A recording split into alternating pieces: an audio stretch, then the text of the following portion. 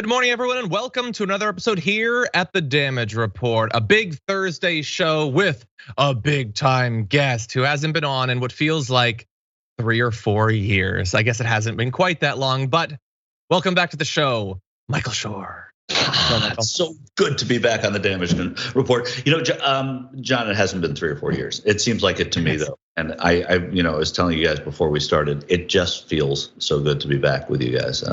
It's coming home. So I've ended my isolation. You have. By the way, I see the chat. Insomnia Noir says, Michael! Wow. Blue Lizard God says, yeah, Michael! That's awesome. No, we're glad to have you back. So we did the power panel together last Friday, and I mentioned to people, like, you never know what percentage of the audience has been watching for more than a month or more than a year, whatever. So if they've only been watching for like a year, they might not be that familiar with you on the network, but obviously you've been on the network as long as there's been a network. So it is very much you coming home, so I'm glad you're here. One day later than there's been a network. I started on day 2. So was it really? Yeah, it was in Jenk's apartment back in, I guess it was, I want to say 2001. Is that 2002? No, 2002, I think. There were apartments in 2001? They had apartments back then, yeah. You wouldn't believe it, John. And have you always felt kind of left behind by not being there for that first big day? Yeah, they filled me in on what happened. I feel like, I still feel like the new guy. That's really what it is. Someday you'll catch up. But anyway, we're glad to have you here. So you've been off working, like, so what has the experience been like covering, the last wave of the pandemic, the one we're launching into, an insurrection, an inauguration, and not doing not being on TYT. So what was that experience like? It was obviously a unique year, and when you do this and you want to cover stories and talk about what's going on in the country, it's a privilege to do it. But you have to do it in harrowing places. So I was inside COVID wards in the middle of the pandemic, and I was, on the road covering the election. I thought I had the lead on January 6th because I was in Georgia. Then on January 6th, and I was going to be the A block, which is news. In news means you're telling the top story. It's because John Ossoff and Raphael Warnock both were declared winners. The Democrats took the Senate, and that was the end of that. So I wasn't in DC. I was at the inauguration, and I've been out there covering it. It's been great. I miss talking about it, but I'm happy to be, for the rest of time, be able to say that during the pandemic, during that unusual election, I was out there covering it. Yeah. I honestly can't imagine. I've gone outside like 3 times. But we're very glad to have you here to lend your 6 people once, and that was really crazy. I mean, the airports were amazing, and you're so happy to see more people back in the airports. But there's a little part of you that's like, it was so great when no one was in the airport. Yeah.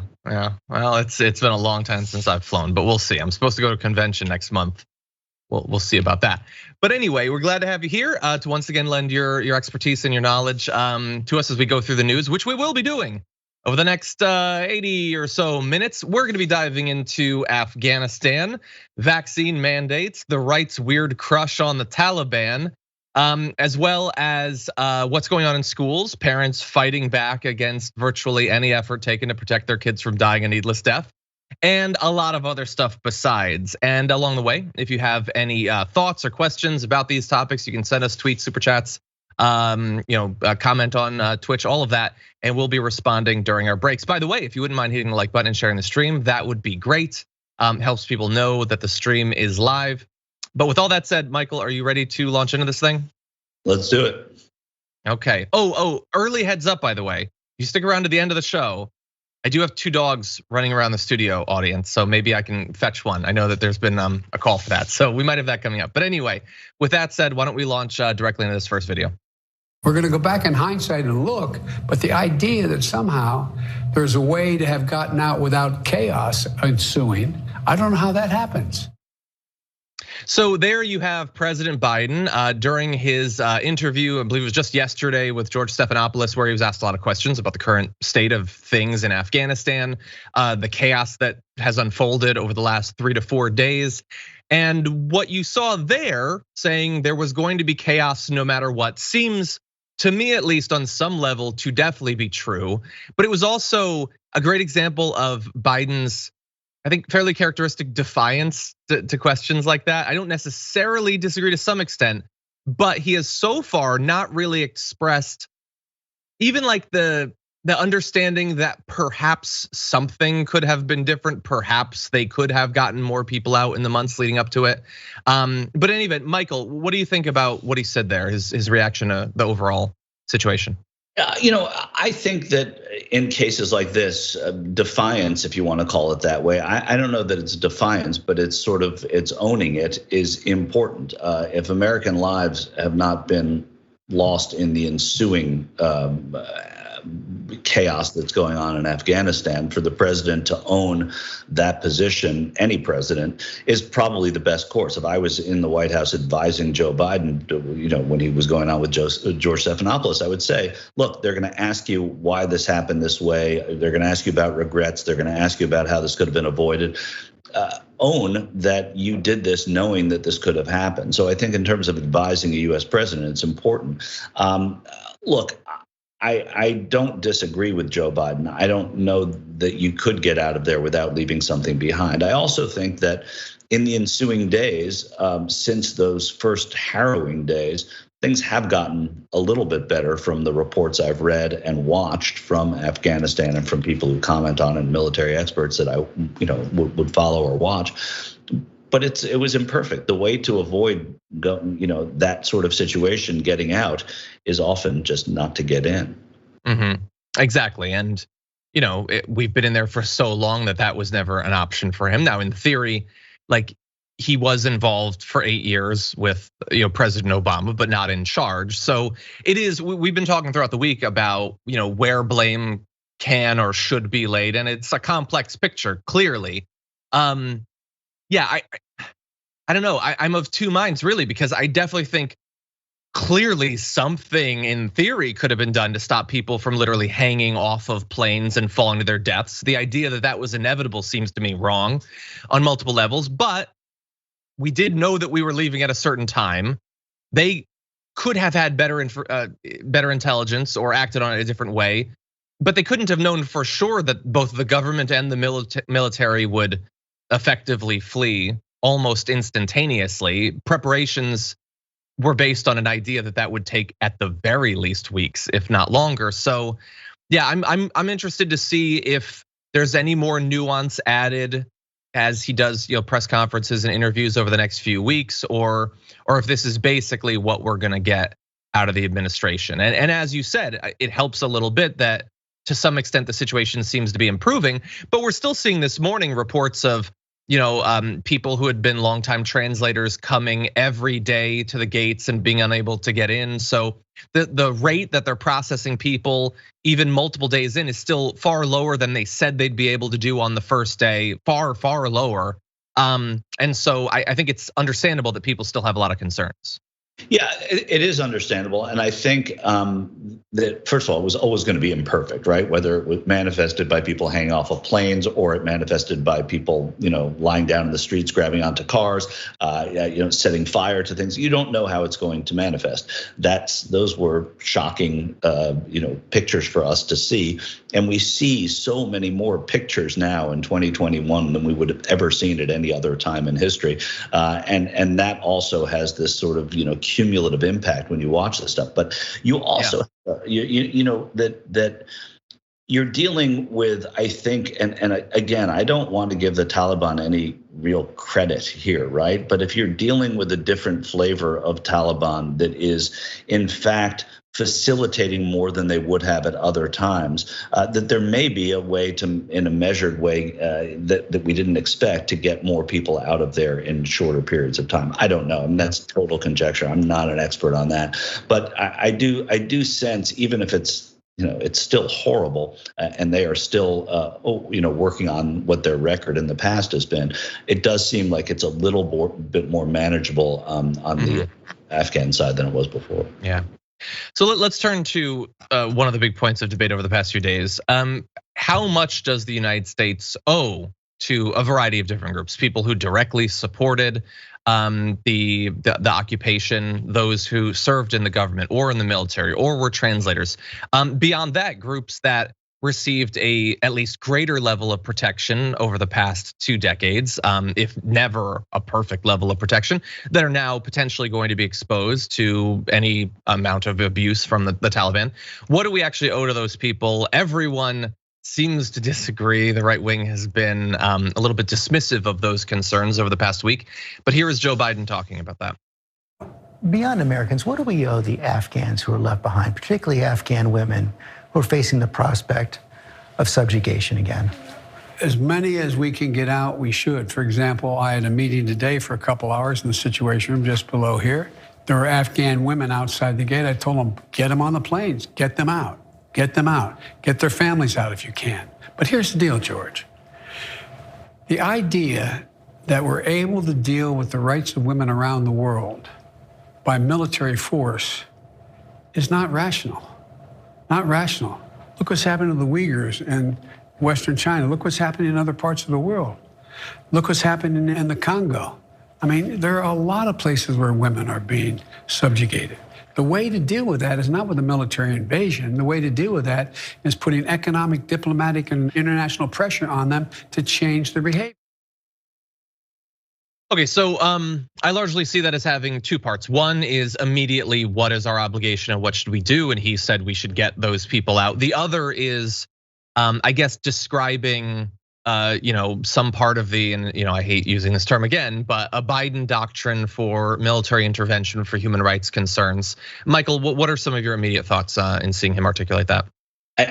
First of all, I think it's such a fascinating minute that we just watched because it is a good question, right? What do we owe these people? But then you're also seeing, and we can get to that in a second, but then you're also seeing a president who is he said we shouldn't have gone in there. The way to go in there is not with the military and sort of dictate that way. He's setting himself up for, you just referred to the Biden doctrine. I don't know that I would go that far, but he's creating an opportunity for the Biden administration to make their signature on Afghanistan and other human rights abusers around the country going forward rather than looking backward and having it be reliant upon what they have done. Or not what they have done, but what they are going to do. So it kind of is a pivot point from this, which is, I think, strategically a smart piece of advice he's taking from his advisors and I trust himself as well. Mm-hmm. And going back to the answer, look, I think the obligation you have is enormous. You do as much as you can to help the people that were there, and then going forward diplomatically, even though you're dealing with an unreliable I guess, counterpart in Afghanistan and the Taliban, mm-hmm. do as much as you can as an international community and as the United States to do what you can to get those people out who need to get out, who helped us and who mm-hmm. rely on us for protection. Yeah. I obviously the second part of his answer about, you don't just invade every country that you have, a humanitarian concern with, I think is definitely true. It's also not what we've ever really done. Those concerns are often trotted out. I don't necessarily believe that they're actually things that are driving the military intervention, but they're often used.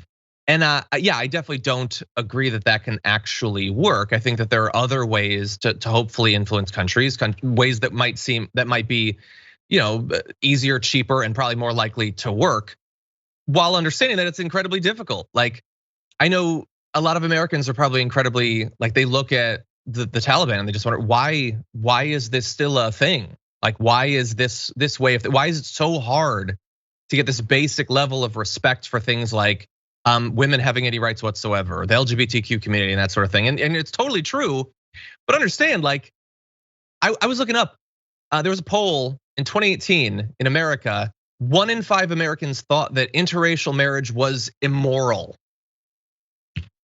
Like, we got a lot of issues there. People who still don't want women to have really any substantive rights here in America. So it is a worldwide cultural concern, not equally distributed across all cultures, but you can't just invade every place that doesn't treat these groups right, or else you'd have to invade quite a few American states as well. Yeah, of course, and that's what that's the signature that Biden's trying to put on this is going forward. I think it's smart politics, and even if I'm skeptical as to how efficiently it can be done, I think it's at this point laudable that that's the direction they want to go. But again, I need to see more. Yeah. And I want to briefly mention, I know we're going to go on for a bit about this, but this is, I think, the most interesting and important and intriguing news today. His first question about, he gave the answer you would want. We got to get them out. We owe them. We got to get them out. Now, I would have follow-up questions of exactly which groups he meant there, because it was a broad statement, but he might mean just people with a documented history of working with the regime to benefit our occupation. But he spoke more broadly. He said, especially the women, we got to get them out. And I agree. So how many of them? How many is the Biden administration going to support getting out? And over what time period? Is it that we have a moral obligation to whichever women happen to be close to Kabul as it fell? Like if you were 3 days travel from the airport, do we not have an obligation to you? If you don't try to flee in the first week, do we not have an obligation to you? I would say that if there's some sort of moral imperative, it shouldn't be so weirdly bounded by space or time. And America certainly has the resources, it has the space, it has the ability and the bureaucracy to get far more people than the numbers will likely come out from the Biden administration. We saw earlier this year, Michael, the overall raising of the refugee cap. So it had been taken down to virtually nothing, effectively nothing under Trump. The Biden administration said they were gonna raise it up, and then they received some pushback and it was lowered. Then thankfully they received some pushback from progressives, so it was raised up back again, but not even to the level that Obama had it in the latter years of his presidency, which gives me a lot of concern about. He says we got to get them out, but do we have to get out 5,000, 10,000? What if there are 100,000 refugees that want to come in? Where is he actually going to come out when you have a full court press in the right-wing media demonizing effectively anyone coming into this country, especially from Afghanistan? How do you see that playing out? And especially during a pandemic. I mean, that's one of the other things that we sort of forget here, is bringing in thousands of people into the country during COVID. How to process them, how to vaccinate them, where to put them, where to quarantine. There's so many issues. We see it with the southern border, and now we're going to see it in a different way with the Afghans who are going to be evacuated from their country. I do think that the president, and I don't think it necessarily was the space to do it in a one-on-one with George Stephanopoulos, where he was not going to go into great detail, nor does he even know the great detail yet, probably. But I do think that it's going to be incumbent on the president to define that, and the administration to define that. And if they don't, they're going to take a lot of heat for it, deservedly, for not defining what it is that what it is getting. What does refugee mean in Afghanistan? Who is it that can come out? You see the president talking about there are women standing at the fences, get them out. That's a little flip, right? I mean, there are going to be women standing at the fences maybe for decades, hopefully not there in Afghanistan, but going off of the past is any indicator, that's probably not going to get better quickly.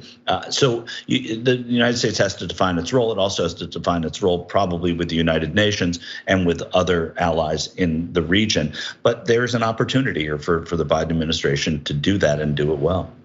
Yeah. I agree. Well, I want to briefly turn back to something that you mentioned earlier. Will the Taliban this time around be effectively the same Taliban that ruled in the run-up to the initial invasion 20 years ago? Well, Joe Biden was asked about that, and here's what he had to say. What happens now in Afghanistan? Do you believe the Taliban have changed? No, let me put it this way. I think they're going through sort of an existential crisis about, do they want to be recognized by the international community as being a legitimate government? I'm not sure they do. But look, they care about their beliefs more. Well, they do. But they also care about whether they have food to eat, whether they have an income that can make any money and run an economy. They care about whether or not they can hold together the society that they in fact say they care so much about. I'm not counting on any of that. But that is part of what I think is going on right now in terms of, I'm not sure I would have predicted, George, nor would you or anyone else, that when we decided to leave, that they'd provide safe passage for Americans to get out. Okay, so look, he went on in that answer. There was some nuance. A lot of that nuance has been lost in the online conversation around this, Michael. I don't know if you've seen this, but I cannot believe that this was ABC News. I'm used to these sorts of tweets from like The Hill or whatever. But ABC News tweeted out that video saying, exclusive, George Stephanopoulos, do you believe the Taliban has changed? President Biden, quote, I think they're going through sort of an existential crisis about blah, blah, blah, blah, blah. Okay, that's true, but his first word was no. Like they cut out the no. I'm not gonna count the characters in that tweet, but I feel like they probably could have fit it. Yeah, they doubled those characters a long time ago. They did. So that seems like a weird choice that has led to a ton of right-wing attacks of people who did not even watch the video clearly. Right. One thing I've learned over the last, I guess, 9 months of not being with the Turks or with another network that was reliant upon a lot of social media is that there's a whole world of people that pay no attention to what's going on Twitter, even though I pay a lot of attention to it. And it's refreshing in a sense to know that. But I do think it's unfortunate that you have whoever is in charge of social at ABC taking the president without putting the no in there, because that was the answer to the question. Again, I don't think it was a bunch of people sitting around a table saying, let's cut out the no. I don't think that's how newsrooms work. It's somebody in social who released that and let's get this clip out there, and they put it in. But here's, going back to what the president's answer was, is it's interesting because you're talking about the Taliban, but the last time we talked about them in the way that we talked about them it was 20 years ago. It was after 9/11. It's when the Congress voted in overwhelming numbers, and the neocons within the Bush administration at that time, the second Bush administration, said, let's go in there. It was in reaction to what had happened and on 9/11 being enabled by the Taliban to a great degree. They had to have changed. Everybody's changed. The Republicans have changed in 20 years. The Democrats have changed in 20 years. So there's been change that you have people who weren't even alive or who were 5 or 6 years old when the Taliban was last at its most powerful. You'd assume there's change. It doesn't mean it's all for the better either. It could be even worse, but there has to have been change. So I think that the president in saying that shouldn't cast aspersions on these people. He needs people to get out safely, and he doesn't want to start anything. That answer, I think, was telling. Yeah, I'm glad that you added that nuance to the end, because I wasn't doing this job back in 2001. I was sort of barely aware of what was going on politically, but it feels like the Republicans have gotten worse in the last 2 decades. I could be wrong. No, but that's, of course, because Trump happened to them, right? I mean, we didn't think that there was anything worse than the neocons at the beginning of this century.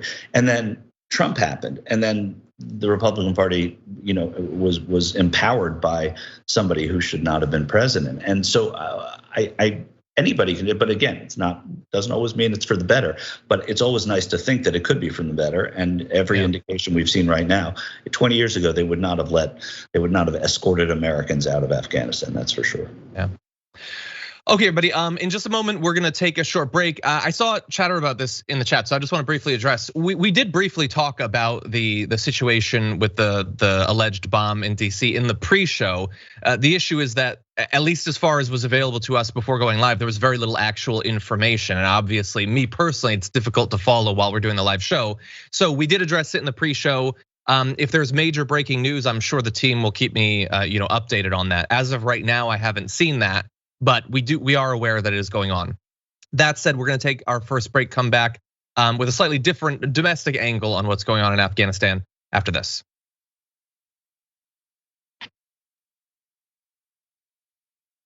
Okay, everyone, let's see what's going on out in the chat. I did see a lot of commentary about one individual, that would be Michael, with Ted Cruz Wedgie Dragon saying, yeah, I always loved Michael's contributions on the show, and now it's back.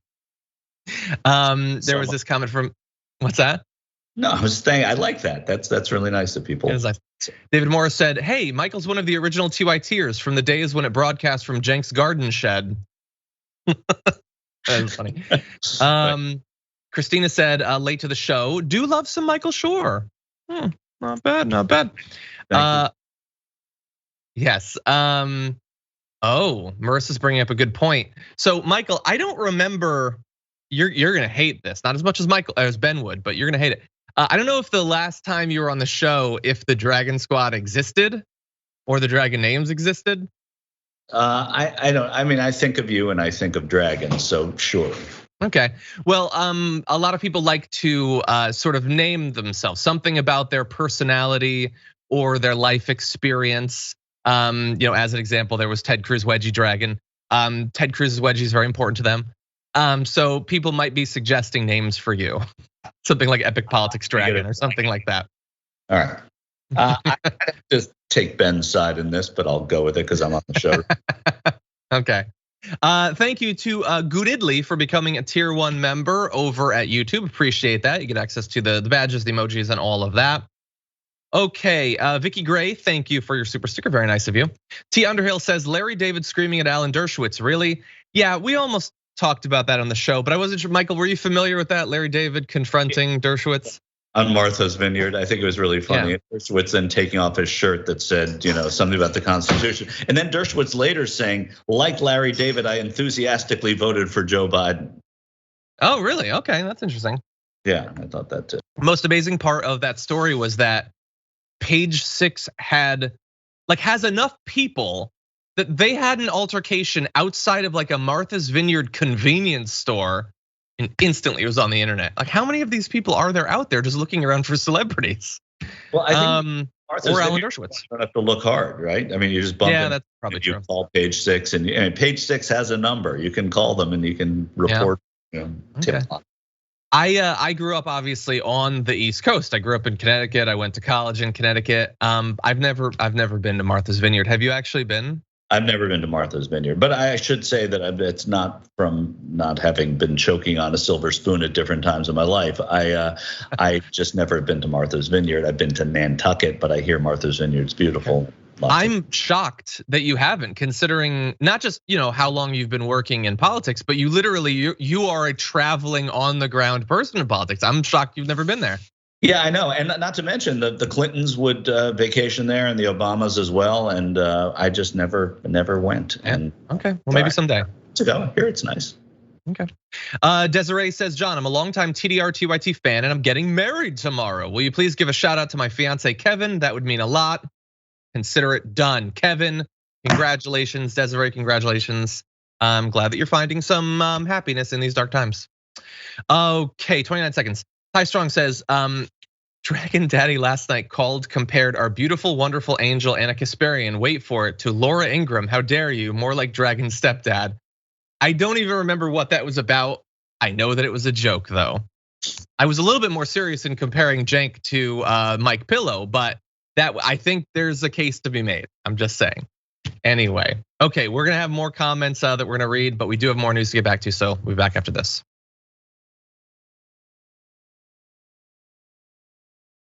And yes, going to the B block. Okay, let's do this thing.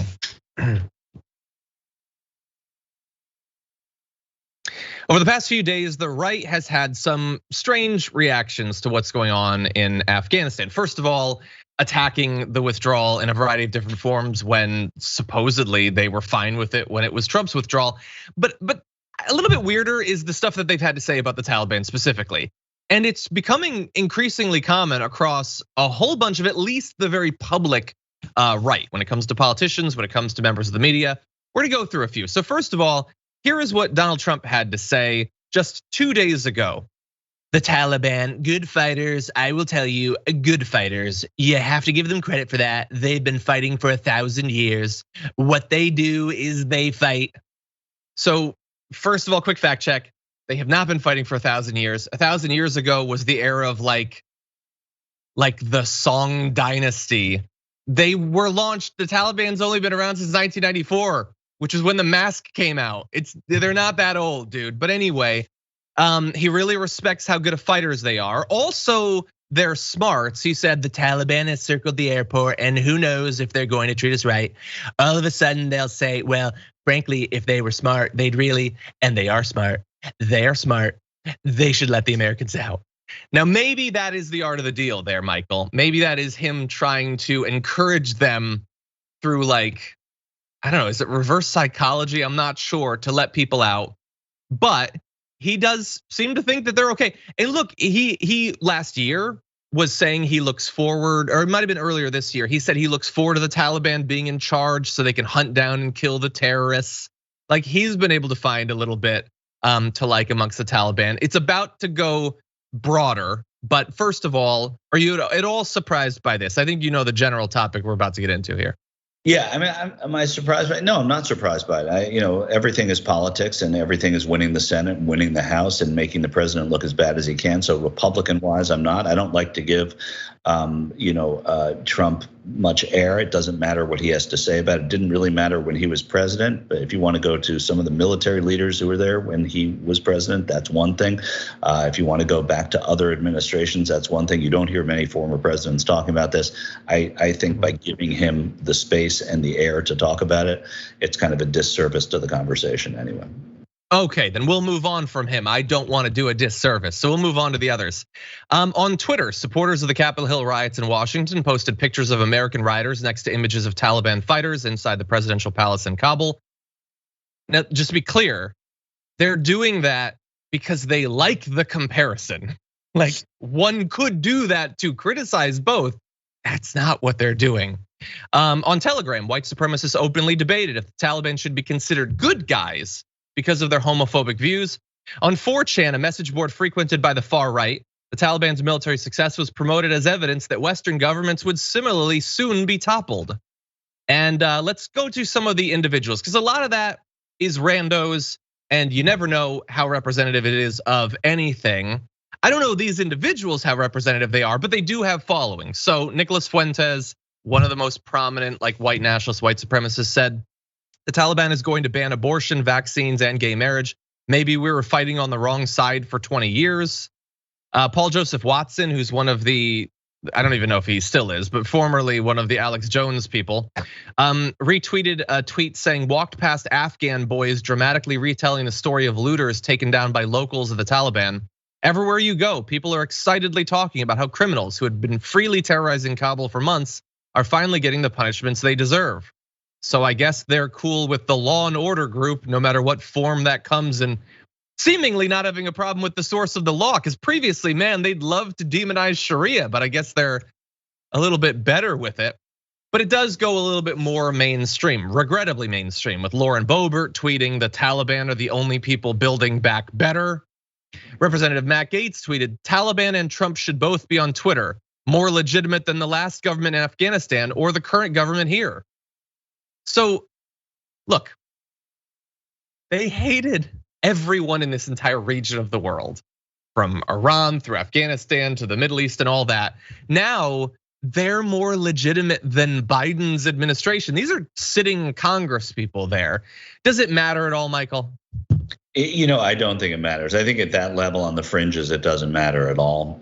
But I do think that if, there is, they're very good at the anti message. So anything that could in any way hurt Joe Biden and prevent them from being more powerful, or accelerate them being more powerful, they're going to resort to. But I don't think that the narrative is sort of established by the Lauren Boeberts on Capitol Hill. She's pretty toxic to all but a very few members of her colleagues, and I don't think it's the message that they're going to glom onto in 2022 and 2024. Would you say Matt Gaetz is similar in terms of how he's viewed? Matt Gaetz is in Iowa today, right? He's in Iowa with Marjorie Taylor Greene. They have this tour going, so they have their adherents, and I don't want to downplay the impact that those people have, because they're the people that brought us Donald Trump, and they're the people that reelect people like Marjorie Taylor Greene and Matt Gaetz. Well, I guess only Matt Gaetz has been reelected, but what I'm saying is, in terms of what the party line is going to be about, when more is written about what's going on in Afghanistan and the Taliban, I think they're going to find out that it's a message that doesn't really play very well with their base, supporting people who they went after for such a long time. But it is an opportunity to draw comparisons to both what happened with Black Lives Matter, which is a strong message among all Republicans when you hear them talking about the looters in Kabul, and I guess to a smaller fringe with the January 6th thing, seeing them in the presidential palace in Kabul saying that all Western governments have to come down. I don't think that's a string that runs through all the way through with most of the people.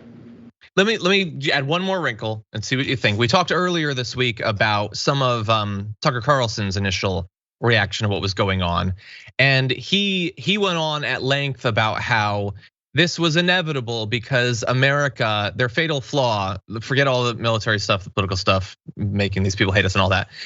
It was that we tried to impose gender studies courses and we liked the trans community and all of this like social stuff. And so he said that needs to be you have to force that on people at the barrel of a gun because they would never accept it otherwise. He seems to be missing the fact that the Taliban is coming in with guns.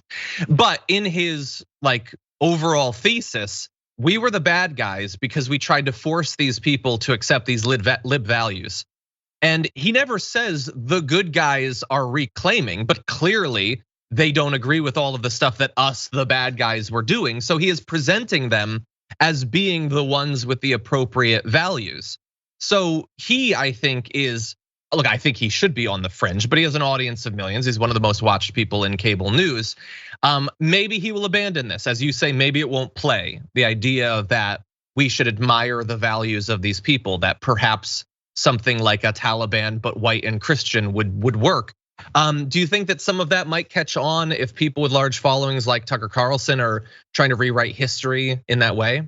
100% it will. I mean, he has a mouthpiece that is louder than that of even Lauren Boebert's Twitter or any of these others that we went through before. So his is more impactful because he is the most watched person in cable television. It's what makes that that rhetoric so dangerous because it's very true that he will have an impact. And it should also be noted that, and it was a seldom. I hope the Turks reported it, but I don't know if they did because there's a lot to report every week. But the Republican Party dropped opposition to gay marriage last week as part of their platform. They still say that marriage is between a man and a woman, but they are no longer going to fight against gay marriage. And it was a small little piece, but then you hear Tucker Carlson, who is the mouthpiece for so many in the Republican Party and so many that adhere to what their platform is. And you hear him speaking in that way about the Taliban and about social issues and lib issues. It is political, it is wedge, but you also see what happens. They have to abandon them because they become much more popular. I don't think it's gonna have the same kind of impact. Yeah, I'm somewhat surprised that development did happen, although it has seemed for the last year or so that the right has apparently figured out that open demonization of gay Americans is unacceptable. But I think we can still attack the trans community, and they've really turned to that. It satisfies, I think, the same craving on the right while being a little bit more politically acceptable. Unfortunately, it's a tragedy that still is on the right. In any event, we are gonna take our second break. When we come back, we're gonna talk about the hypocrisy at Fox News about vaccines and masks. What are they saying versus what are they doing? And then the site of just about the worst COVID outbreaks right now in the US is Florida. We're gonna take a look there and see what's going on all after this.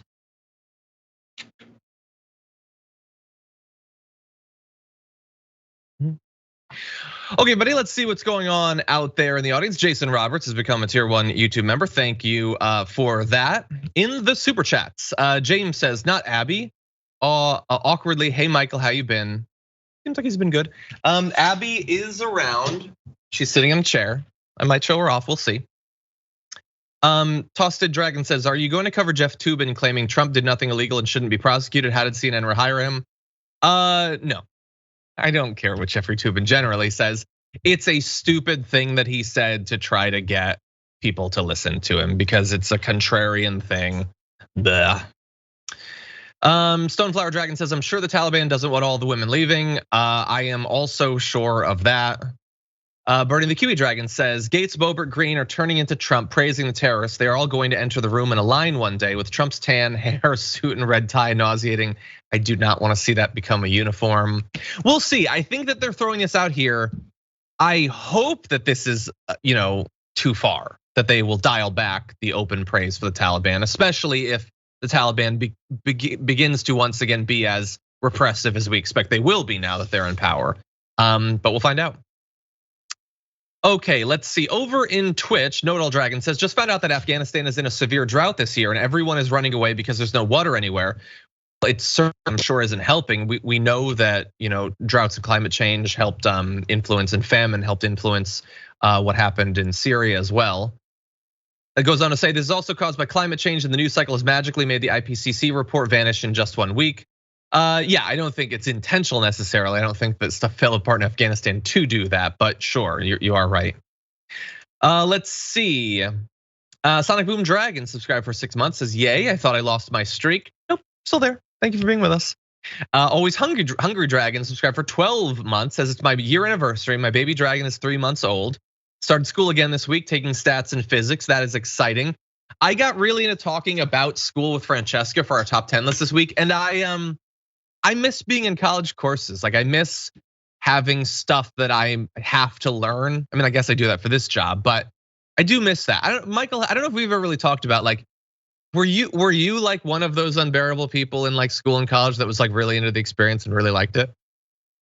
But it's hard to agree that you were unbearable. I mean, I liked the experience. Yeah, I had a good time in college. But I wasn't telling the teacher she forgot to assign homework or something. I'm sure. Not, that's so. Yeah, I had a good time in college. I liked being there. I liked the freedom. I liked meeting. I went to school in the South, so I met very different people from those who were in New York City. So that was kind of fun. And it's helped me in life. But I mean, I don't know if it made me unbearable. I just mean from people who hated it, they might think that. Yes. No, I was like that. I mean, I did 5.5 years of college and then I did 5 years of grad school. I miss it a lot. But there are always people that hate. Like, I love Jimmy Buffett. People hate Jimmy Buffett, right? I like Jimmy Buffett. He's fine. I know that, but some people like it. I'm just saying that there are always going to be people that don't like something, but it doesn't make any of us unbearable. Even that. You're not unbearable. Don't worry. Everyone comment in how not unbearable he is. How bearable he in fact is. He's the bearable dragon. Right. Anyway, thank you to Brooke Marks for subscribing for 18 months on Twitch. I think that's the longest. Says resubbing for Michael Shure and Michael Shure only. There you go. I almost lost the streak. Thank God you were here. Anyway, we have more news coming up, so don't go anywhere. We'll be back in just a few. I didn't time that great.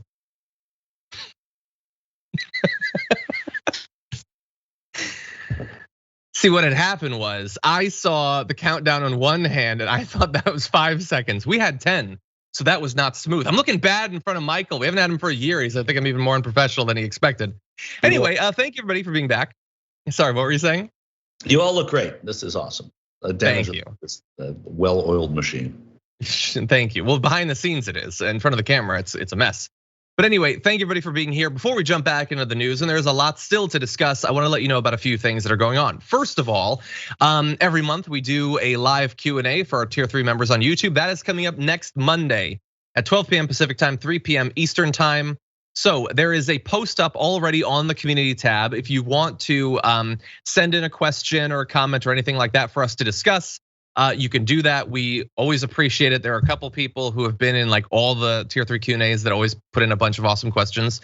Also, the multicast for the Young Turks is now done on the Damage Report YouTube channel. So if you had previously been watching the live stream of the Young Turks on the Damage Report, that will no longer work, but it will still be freely playing at youtube.com/theyoungturks. You can go there 6 p.m. Eastern time, 3 p.m. Pacific time. You can watch every day. You don't need to be a member or subscribe or anything like that, although you should to get notifications. Also, as always, coming up after our program today will be Indisputable with Dr. Rashad Ritchie, joined by co-host Jordan Uhl. The really chill guy himself is gonna be there. And Eric Gruner is gonna be on for debate, so that is coming up at youtube.com/indisputable_TYT. After that, you can go to twitch.tv/TYT to watch reactions with Ravana. That'll be coming up at 1 p.m. Pacific time. So a lot going on Twitch today, a lot to look forward to. And with that, let's jump back into the news. Fox News personalities on air have gone hard against basically anything that would stop you from getting COVID, but especially things like mask mandates, vaccination mandates, casual questions about whether they themselves are vaccinated. But behind the scenes, it's a slightly different picture. So Fox News is now asking all staffers to upload their vaccination status into its finance and HR system Workday. That was by August 17th. So supposedly everyone at Fox News has now disclosed to this system their vaccination status. The network says this is being done for space planning and contact tracing purposes in conjunction with DCD, state city health and safety guidelines. Now, masks remain optional for Fox News staffers who have been vaccinated, but are strongly encouraged in public areas throughout the building. Employees are required to wear masks in control rooms, and all employees will be required to complete a daily health screening and to show either a work care go to work screening pass or the company's own Fox Clear Pass, an internal vaccine passport system by which vaccinated employees are able to bypass the work care screening. Now, all of that seems to me to be a reasonable thing that you would do in a building that's gonna have hundreds of people working in. But basically every element of that, from the like strong encouragement of efforts to the mandates, are things that Fox has demonized for well over a year. Michael, what do you think about this?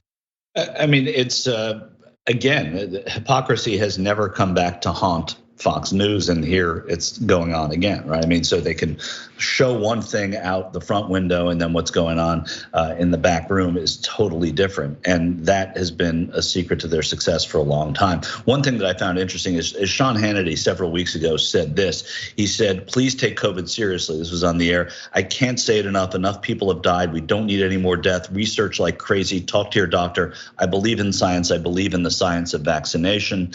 And then just a day or so ago, he said, the science shows the vaccine will not necessarily protect you. It's not protecting many people. This is something that they have made a habit of doing for a very long time, sadly to their great success. But I'm not, I mean, are you surprised, John? I mean, I'm not surprised. I mean, I might be a little bit surprised that even behind the scenes they're taking it seriously, but I guess, I mean, they are a corporation. They want their operations to continue. No, I guess I meant, are you surprised that there is a divergence with practicing what they preach? I mean, only in that they would behind the scenes take it seriously. I initially, look, if you had asked me in the weeks running, like leading up to the pandemic, will Fox News like basically undergo a 16+ month campaign to get as many of their viewers to die of COVID? I would have said, no, I hope not, but I would have been deadly wrong. And not just on things like vaccine mandates or whatever, but like Tucker Carlson got 1 week of credit for taking it more seriously than Sean Hannity. And then he did a hard turn. Previously, he'd been saying, of course masks work. Why would you imply that they're not? And then he started demonizing masks, saying there's no masks, there's no science to support it. He demonized social distancing. They have attacked every possible thing you could do to keep yourself safe. So that has still surprised me, the lengths to which they would go to leave people defenseless to this. We haven't talked about this in a long time. I have been continually surprised at how little regard they have for the lives of their viewers. Yeah, and that's consistent, and that's what is so horrific about their hypocrisy, and their propensity for demonizing people who should not be demonized, even if they're wrong. Even if they are inaccurate or make a mistake, the immediate demonization has been something, this fire the coach mentality that they've had for a long time, which all Americans have to a degree. But man, do they demonize people to great effect, and then they come back and they have almost their own agenda. Well, not almost, their own agenda based upon that demonization. What they think. Yeah, and look, if it had been President Hillary Clinton, the fact that they would advise people to do things that would create chaos in the run up to an election, I would have been less surprised by that. It was that none of them seemed to, like, one would think Republicans are in control. Don't you want things to be going well? Why would you want a terrible pandemic with a massive death toll? That was perhaps the most surprising thing. But I'm gonna jump ahead here. And by the way, we'll be playing some of that video of Sean Hannity a little bit. I just want to jump ahead to tracking something. Media Matters has been looking at all of the COVID related and vaccine related content on Fox News, and obviously things are getting worse with every passing day. Case counts have been skyrocketing, hospitalizations are at record amounts, and we expect, well, deaths are already massively going up, but we are worried that they'll go up even more. And so to get to, is there any point where maybe they'll tone it down a little bit? Well, in a 6-week period from late June to just about a week ago, Media Matters found that nearly 60% of the network's vaccine segments included claims undermining or downplaying vaccinations. That is actually slightly higher than the 57% of their vaccine segments that did so from June 28th through to just July 11th. So it is seemingly trending even more suspicious towards vaccines as we launch into this Delta variant wave. And so I guess at some point, Michael, I can't speak for you, I can only speak for myself. I gotta stop being surprised by this stuff, but they keep finding ways to impress me with how little they care. Yeah, I mean, I'm not surprised by that. I'm surprised by how little it matters. That's the thing that I keep being surprised about, right? I mean, media matters, right? Why doesn't this resonate with more people? It's always, they're always going to be the people that get on the cult ship, but why doesn't it resonate with more people who are not, fully, inscribed there? And that to me is is I'll never understand that. Yeah, we're about to talk briefly about Ron DeSantis, and I was speaking on the show with Anna yesterday. It is one thing to see Ron DeSantis saying, you don't need to do anything, don't worry, you don't need to worry about this, and being like, yes, Ron DeSantis. But then when it becomes devastating and people start dying in huge numbers, they still are, Ron, I don't understand how he bet on it not being a serious thing. He was wrong, but it doesn't seem to matter that he was wrong. There doesn't seem to be any connection between the results of his actions to what people think about him. I could be wrong, maybe his approval rating has ticked down a little bit, but they haven't seemed to turn on him or on Abbott. No, I mean, that's the thing. You make a calculation, and if the calculation is working, you go with what worked. And then also you look across the country to Gavin Newsom, who did shut down the country and who was super careful and is being recalled. Now, again, California is a very threshold for recall. But even if you are flying in the face of what is safe and healthy and responsible, if you are looking for power, and he certainly is, and this is working and you're not getting a chink in your armor, then that's what's going to push you forward. Yeah. Okay, we only have a few more minutes, but I do want to jump into this. So, Sean Hannity, who we had previously briefly given some credit he didn't actually deserve for seeming to begin to take vaccines seriously, had Ron DeSantis on his show. And that care, I guess, has been blown away by the negative reaction that he got. So here is his most recent commentary about vaccines. The science shows the vaccine will not necessarily protect you. It's not protecting many people. Governor, great to have you back. Okay, so bit of an issue with that. There are obviously people who still get breakthrough cases and still end up in the hospital after being vaccinated. That is true. But the way he worded it, you would have to be so charitable to say that he's just being careless with his words. He seemed to imply that it isn't much protection at all, which is 100% not what we've seen from virtually any part of this pandemic since we've gotten the vaccine. So that's getting into sort of active misinformation that you would expect they would avoid. They tend to be kind of a little bit careful about the way they attack the vaccine. That seemed to go into the territory of stuff that gets Marjorie Greene banned from Twitter. I don't know, what do you think? Yeah, I mean, that's like an FCC violation. It's just simply not fact, and I don't know that it is an FCC violation, but it should be, because that is making something up. At its worst, it mitigates the effects of getting COVID if you do contract the virus and you're vaccinated. It's totally irresponsible. I'm sorry, not as less irresponsible was me teasing it before we got to it, but that's totally cool. but it is such a violation of the trust that used to exist between viewers and news. And this is really different because this is just saying that they don't work, that we have to rethink them. They work like crazy, these vaccinations. They have slowed and halted a pandemic, and now people are not paying attention to them, and the unvaccinated are the victims of it. So it's really bad.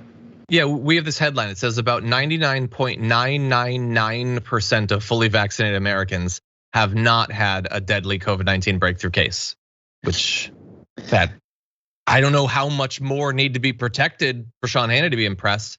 But let's turn to the other guy there. Ron DeSantis, of course, was there. Florida is being hit crazy hard. Let's jump to this little chart of what it looks like in terms of cases, hospitalizations, deaths. Here's Florida. That's the cases at the top. The deaths are moving back up towards the highest they've been. The hospitalization is already higher than it's ever been before. Here is a little bit of what he had to say after that vaccine misinformation from Sean Hannity. He is obsessed with having the government force kindergartners to wear masks all day in school. In Florida, we believe that that's the parents' decision. Joe Biden thinks the federal government should come in and overrule the parents and force these young kids to wear these masks. And you gotta wonder, where are your priorities that you're so obsessed with this issue and so obsessed with taking away parents' rights, and you're letting Afghanistan burn, our border burn, and so many other things in our country? Okay, so where are his priorities? Well, let's talk about Ron DeSantis' priorities, because of course he was saying that on Fox News. Not surprisingly, because he's been on Fox a lot. In the first 6 months of this year, he's been on Hannity 8 times, Tucker Carlson 6 times, Laura Ingraham 7 times. He's only had 7 meetings with his lieutenant governor. He hasn't met one-on-one with the Surgeon General of Florida once. He has a lot of time for Fox. That seems to be his priority, Michael. Yeah, and it's not surprising. He's going to have a lot more time for Fox in the next 2.5 years. I mean, this is, where things are going for Ron DeSantis, and the callousness that he's displaying as governor is going to be tested nationally at some point, and that's what he's hoping happens, and that he's hoping he has success. But again, he did this at the beginning of the pandemic. He's doing it now. It's a civil liberties argument that he is saying that government is bad and government is not your friend. We are your friend. It's worked for him so far. His popularity has waned initially, but it's come back to a stable place. Well, and super fast. We're running out of time, but after the first wave, which I thought Florida did terribly in, he got all this credit for having done well. If it gets really bad, is that finally going to break through to the media to cover that he has been one of the main reasons that it hasn't worked? Compared to other states, that's the thing. And those numbers were misinterpreted and misreported at that time too. Not that Florida wasn't having horrible numbers. Their percentages versus the percentages in other states were what wasn't being reported. And that matters. Sure. Yeah, and a lot of people have already died. A lot of people are going to be dying in Florida in the coming weeks. We'll see if he takes a little bit of time to actually talk about and care about their concerns and not just whatever Sean Hannity brings up on his show. Anyway, if you're watching on our linear platforms, thank you very much. We are unfortunately out of time with our first hour. If you're on Twitch or YouTube, there is more coming. So short break, we'll be right back.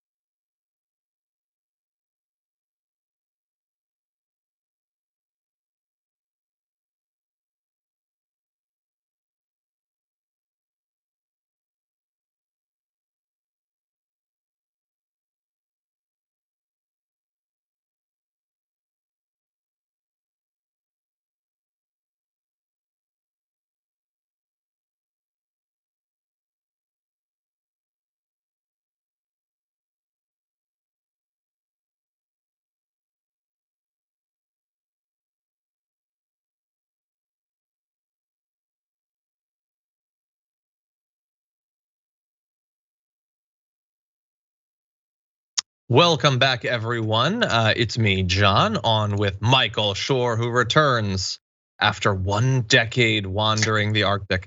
By the way, there has been some suggestions of names for you.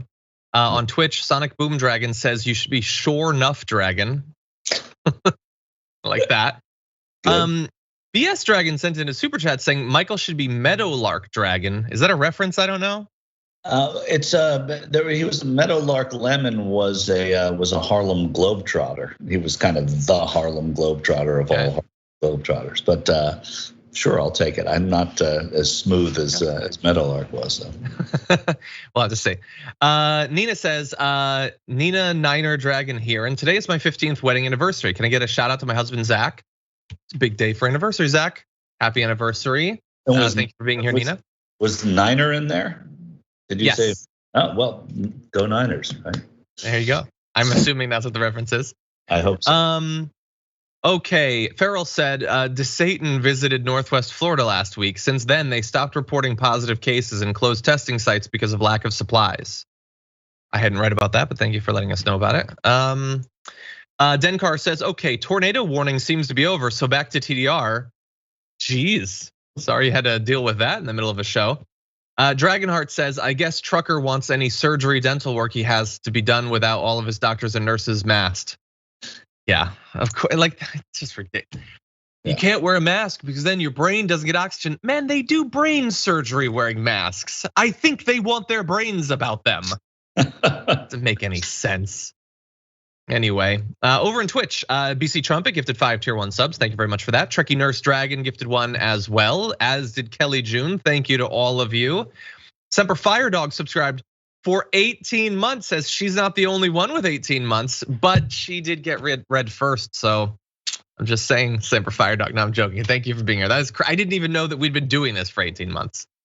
Blue Lizard Gut says, I hit 12 months last night, but it was during the bonus episode, so it didn't get acknowledged. Acknowledge me, please, John. I need constant validation.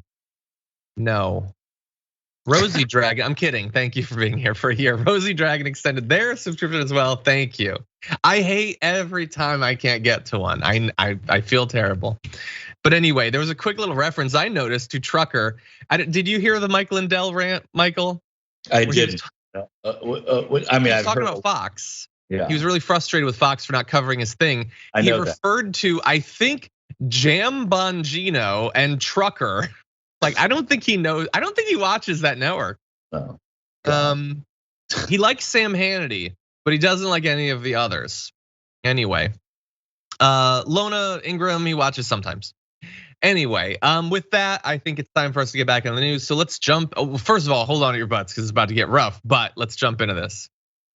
You literally just said to me, you walked in this door and lied, and I heard you say you're gonna pretend to call him.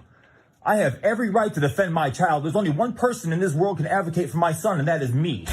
And there is a vast majority of people in this community who are against this. And now you walk in this office and you lie. You openly lie where I can hear you. That is cold, and now you shut a door. It'll be all over. It will. This will be all over Facebook. This isn't how you handle people. That's disgusting. I have every right to be in here. Every right. She walked in and did that. Call the police on me because I told you last night, I'll fight this. I have a right for my son to be able to breathe and come to school as a 5-year-old. Never wore a mask before. Never wore a mask before. His first day of school, you wanted me to do that. And you don't even have the guts to say to me face to face when I asked you last night. When I asked you last night, you have a prepared statement. You don't even have the guts to say it to me. You want to hide behind a keyboard just like that. Don't even give me the time to move my student out of here. Don't even give me the time. I would have moved him to Garrettsville. They closed it on Friday. So was it a good thing that technology allowed everyone to have a video camera in their pockets and use it whenever they want? That's maybe a debate for another time, but we are seeing more and more of these. This video, by the way, that you just watched was of Jack Martin of Champion, Ohio. He took the video, he posted the video because, as is increasingly the case, he thinks that this makes the administrators look bad because his kid goes to a public school in Ohio where they're required to wear masks. And he apparently is not a fan of that at all. That is a more popular opinion than I would like. Still very much a minority when you actually poll people, but Michael, you do see these sorts of things. People going into the school board meetings to imply that the people serving in the PTA are violating the Nuremberg Accords, and waiting outside of schools to harass people saying, "We know where you live." This one wasn't quite as violent, although he was yelling at people who are just trying to do their work. What did you think? Look, we see them more because we show them more, and I'm not challenging TDR, especially not on my first day back, and it's not just happening Last day back. Right. Yes, that's what I meant to say. But I do wonder if these sorts of things, they are clearly louder than the minorities that they represent, right? I mean, as you just said, John. So you hear these things, they're compelling, they're interesting, but the more they're shared and the more they're seen, it empowers people, and it makes people who are probably thinking the same way or had no thought about it, but are swayed into thinking a certain way, even worse, that it gives them license to do that. I think it's terrible. And I think that if this stayed, you said everybody's got a video camera now. You're right, but we don't all have to show their videos every time. And again, like it's media, it's not going to stop. But that's the thing that I think is as bad as walking in there the way he did. Michael, you're a very nice guy. You're allowed to criticize me in the show if you want to. You've earned it. Yeah. So let me explain my thinking. I feel really bad for the schools and for the school boards. I feel really bad for people who had no interest in any of this becoming so insanely politicized. And my fear is that, like, when you have whole states that are banning mandates, and then you have some courageous either like schools or areas, like this is happening, I believe, in Dallas, that are going against it. So we have this headline: dozens of Illinois school districts on probation for defying governor's mask mandates. Like, we're at a time when the stakes are so high that these local officials or people who literally just work at a school have to potentially choose to go against powerful political leaders to safeguard the lives of the kids, as well as the teachers and the support staff. And they can expect that they're going to be threatened. So what, like, I'm not going to solve that. I know that Biden is saying that there's going to be some challenges, to potentially help these schools not suffer consequences for requiring masking. How do we help fight back against the harassment that I worry might not be a lot of people, but if you're just a regular person working at a school, it can be terrifying to you and might influence your decision of whether to buck your Republican governor or not? Yeah, I mean, I think in a way you do just what you said. I mean, like what's happening. So now, just to talk about what I was saying before, the good effect that it can have is that these school districts and these areas or localities are defying these governors who are going against, or these state legislatures that are going against what federal recommendations are. And so I guess because you are seeing a fight, and that fight is being won by the people that should be winning it in some place, but it shouldn't be fought over in the first place. And I think the other part of this is, as soon as this shifts from emergency use authorization into, and not the masks will, but into actual mandating, it's going to take a lot of fire out of this anti-mask, anti-vax movement. So I think that it will have carryover. Wait, when you're saying when the vaccine is no longer has an emergency sort of authorization, when it's a general authorization? Yeah, exactly. Once it's considered a vaccine that people can mandate, and the legal hurdles that you have to go through to mandate it, which are not always, terrible in every locality, but where they are terrible, it's been a very, very difficult thing for places to mandate. But what I'm saying is, that's about the vaccination, not about the masks. But I think once there's a mandating of vaccinations, the mask issue will sort of follow suit and also be less needed because you're not going to have as many people who are vulnerable. Wait, were you saying that you think it'll be a less divisive, like sort of cultural, political topic? No, but I think that there will be less of a leg to stand on for a lot of these people that show up in these videos. I think it will be divisive until this is over. I don't think that's going to go away, but I think the passion behind the divide is they're going to be muted by mandates that are legally enforceable by school districts and businesses and governments and cities. Okay. Okay, well, why don't we move on to a related topic? I want to stay on the topic of schools. We're gonna jump ahead to this. We're in that time of year where if you have kids or if you are a kid, first of all, why are you watching this? That seems weird, but you're probably going back to school and you will find that there's a lot of things that you need to purchase. And those things are becoming more expensive. So apparently 1 in 3 parents said schools are asking them to buy more items this year, ranging from hand sanitizer to laptops. That's on top of the basics like crayons, markers, notebooks, and pencils. And in fact, since the start of the 2019-2020 school year, before the pandemic, parents' spending on school supplies has jumped 22%. And you can take a look at this chart showing how it has grown slowly over time, up to nearly $1,000, which really does sound a lot more like college spending. I mean, that is what I would expect. I'm probably gonna date myself a little bit, but that's what I would expect for like college books. How could it possibly be $850 for regular school supplies? And so we're gonna have some more information here and about how much of a burden it is on these families. But Michael, I know that you have you have children. So what do you think about this, about the growth? I have a child.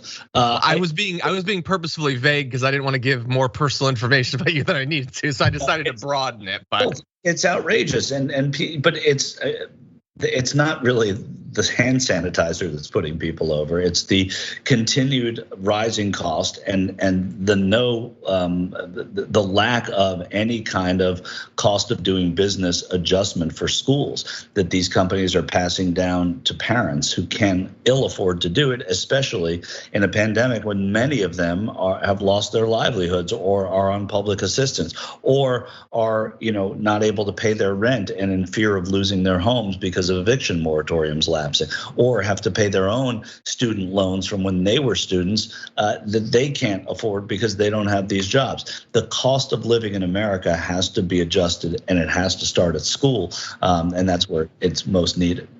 Yeah, well, let's talk about that need. So apparently, this is a Lending Tree survey of 1,000 parents with kids under 18.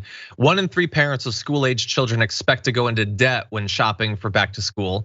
That percentage has consistently risen over the past 3 years, from 26% back in 2019 to 30% in 2020, and now 33% in 2021.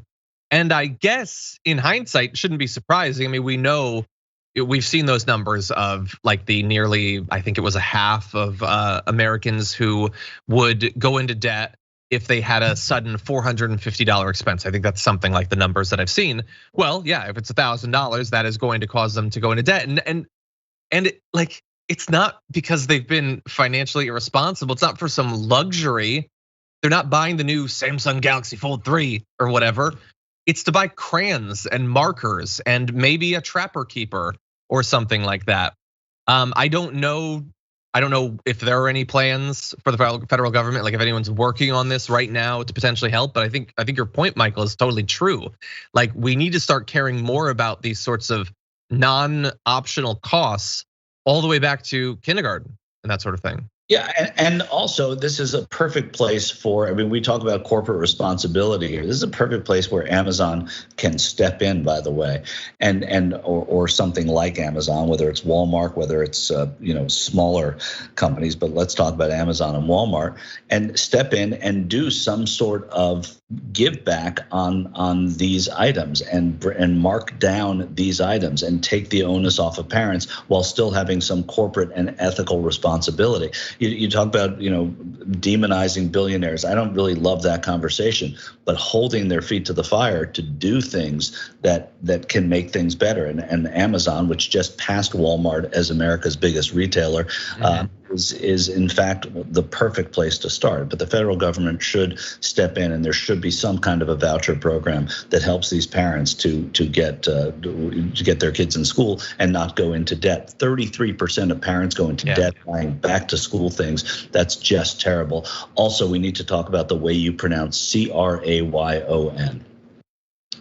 Crayon. Crayon? What do you say? Crayon. I don't like being targeted in this way because I see it in the chat too and in Twitch. You're all attacking me. How do you say it? Crayon, the way it's spelled. It's not spelled. There's an AY. There's a YO in there. It's not CRAN. I acknowledge the spelling. I will also point out, I can't. It is entirely possible that is the first time I've had to say that word in 20 years. Okay. I feel very targeted. This is bullying, okay? And I'm not gonna take it. Anyway, crayon, whatever. People attack me for how I say water. I'm from Connecticut. Whatever way we say it, that is actually the right way. All of you have a problem. Your problems might be different. But you say water? How do you say water? Water. What do you say? Fine. I say water too, because I'm from New York, which is right in Connecticut, where people say crayon, not crayon. I live in a particular valley where we have our own culture and linguistic traditions. It's a valley, Bridgeport. I know that valley. Thank you. Oh God, I'm gonna be attacked by. Yeah, it's still the chat. The chat is all that. Anyway, what are cranes? Shut up. Okay. We're gonna talk about the news, damn it, and this is gonna be important. It's gonna be serious too, so now you're gonna feel bad about your joking, all of you in the chat. Anyway, let's jump into this. North Carolina has apparently decided that it no longer wants to be the unofficial sort of home of child marriage in the United States. There's this proposed legislation that would raise the minimum marriage age from 14 to 16 and limit the age difference between a 16-year-old and their spouse to 4 years. The combination of those two things needing to be changed are terrifying. But anyway, the legislation needs one more Senate vote before heading to Democratic Governor Roy Cooper's desk, probably this week, where it's likely to be signed into law. Don't understand why that's so controversial, but I'm not from North Carolina. Anyway, Drew Reisinger, the Register of Deeds in Buncombe County, which I'm almost certainly mispronounced, can't wait to find out how, said the county, which includes the popular tourist city of Asheville, is a destination for many adults and child brides from nearby states such as Georgia, Kentucky, South Carolina, and Tennessee, all of which have raised the minimum marriage age in recent years. In fact, 2/3 of the marriage applications in that county last year involved at least one person under 18, originated from people who live outside of North Carolina, so people are traveling there for it. There was one 49-year-old who went in with a 17-year-old recently from Kentucky. In that state, North Carolina is now one of 13 that allow children under 16 to wed. We've got more details, we'll go into it, but Michael, this seems like a thing that they need to catch up on. Seems really weird when people are traveling to your state just so they can marry a kid. I would have raised it a little more and lowered that difference a little bit too. Or raised that difference a little bit. But why are they complaining that the 49-year-old and the 17-year-old aren't going to be coming to their state anymore? I think that's great news that avoid that, right? That is true. I don't know. Sometimes I question things and I wonder whether I'm going to be considered intolerant or whatever. But is there any conceivable argument for a 49-year-old and a 17-year-old to get married that is not what we immediately think of when we hear it? Can you? Of course not. There's no reason at all, and it shouldn't be. But by the way, they still could with this, right? Because it's going up from 14 to 16. That's true. I don't know where that. Yeah, I guess it's just a 16-year-old that would have that limit of 4 years. Hey, look, they're still open-minded. Anyway, so the 48-year-old with the 16-year-old would still be fine too. It's just that's true. Would have to wait. 16-year-old would have to wait. Yeah. Yeah. I don't understand our country. I don't understand some of the things that have carried on. That's just crazy. That's just I know. There are these old crazy laws on so many states' books, but what I'm saying here is they didn't change it enough. This is like if you're going to change it and you're going to do it and you're going to try and get Governor Cooper to sign it, change it to like 18. It's fine. Well, and by the way, like I think it's a very reasonable thing to say. Okay, so you're saying it should be 17 is weird, but it's 18 in a lot of places, so I guess that's not weird. No, I'm not really fundamentally just talking about the law here. I get that at some point there has to be a limit, and I don't know what number that limit would have to be for the 49-year-old to not seem weird. It would be a hell of a lot higher than 18. I get that people at 18 are considered to be adults or whatever, but it still does seem very weird. I mean, when you have a thing where it's not even that like, is there? Yes, I was just going to assume it was a man. No, it was a man. It's not even a thing where he could be her father. It would be weird if he was her father at that point. Like that's pretty old even to be your father. That's almost grandfather territory at that point there. No, it's not. I disagree. But it's Okay. It's that I don't agree with. But it's it's certainly putting a dent in North Carolina's pervert tourism, and I think that's good. They just should have put a bigger dent in it. That age difference is unconscionable. Good, and yeah, my math may be off there, but anyway, the whole thing just makes me uncomfortable. Yeah, North Carolina's got to improve. And by the way, if it does, when this goes through, I'm sure they'll find a new tourist destination for it. I don't know. We got to change our culture in a lot of ways. It's not something that we're going to solve in one state with one piece of legislation in one day. But yeah, we got to improve. Anyway, what was that? We need the Taliban. Clearly, I don't like the cultural overlaps I already see there. Right. Anyway, finally, before you go, I want to read this one comment from Nicole Smith. Said, Michael, TYT and TDR is not an echo chamber. Free thought and debate are not just welcome; they're encouraged. They supported you questioning our story. By the way, sometimes I question. Sometimes in the middle of a segment, I question whether we should still be talking about it. So I appreciate that. I think I've made a good representation of me disagreeing with TYT a lot in many years here. So I'm not. That is true. Thanks for the encouragement. Yeah. Anyway, Michael, thank you so much for joining us once again. I hope that it can become a regular thing. It's great to have you back. Absolutely. Thanks, John. It's great to be here. Awesome. By the way, trivia for people watching. Other than TYTU, which I was on, TYT University, the first show I was brought on, the first like politics show I was brought on was Michael's show 2012, way back in the day, to talk about some Senate primary or something like that. It was actually Michael that gave me my start in politics on TYT. So thank you, Michael. Thanks. Okay, everybody watching at home, thank you so much for watching. Indisputable is coming up in just a few moments, so stay tuned. Jordan Ewell will be joining Dr. Rashad Ritchie. Very exciting. And then after Indisputable, you got reactions with Ravana. So there's a lot of exciting stuff coming up. But what you need to do first is you need to head to the community tab on the Damage Report channel. First of all, if you're going to take part in the Tier 3 Q&A, which is coming up next Monday, please post some questions. I love having questions to discuss. But also, you got to vote in this week's Community Garbage Person of the Week poll. We've chosen some of the worst people in politics. You can go to the community tab and vote now. We'll discuss tomorrow. That said, stay safe out there, stay sane out there, and we'll see you soon.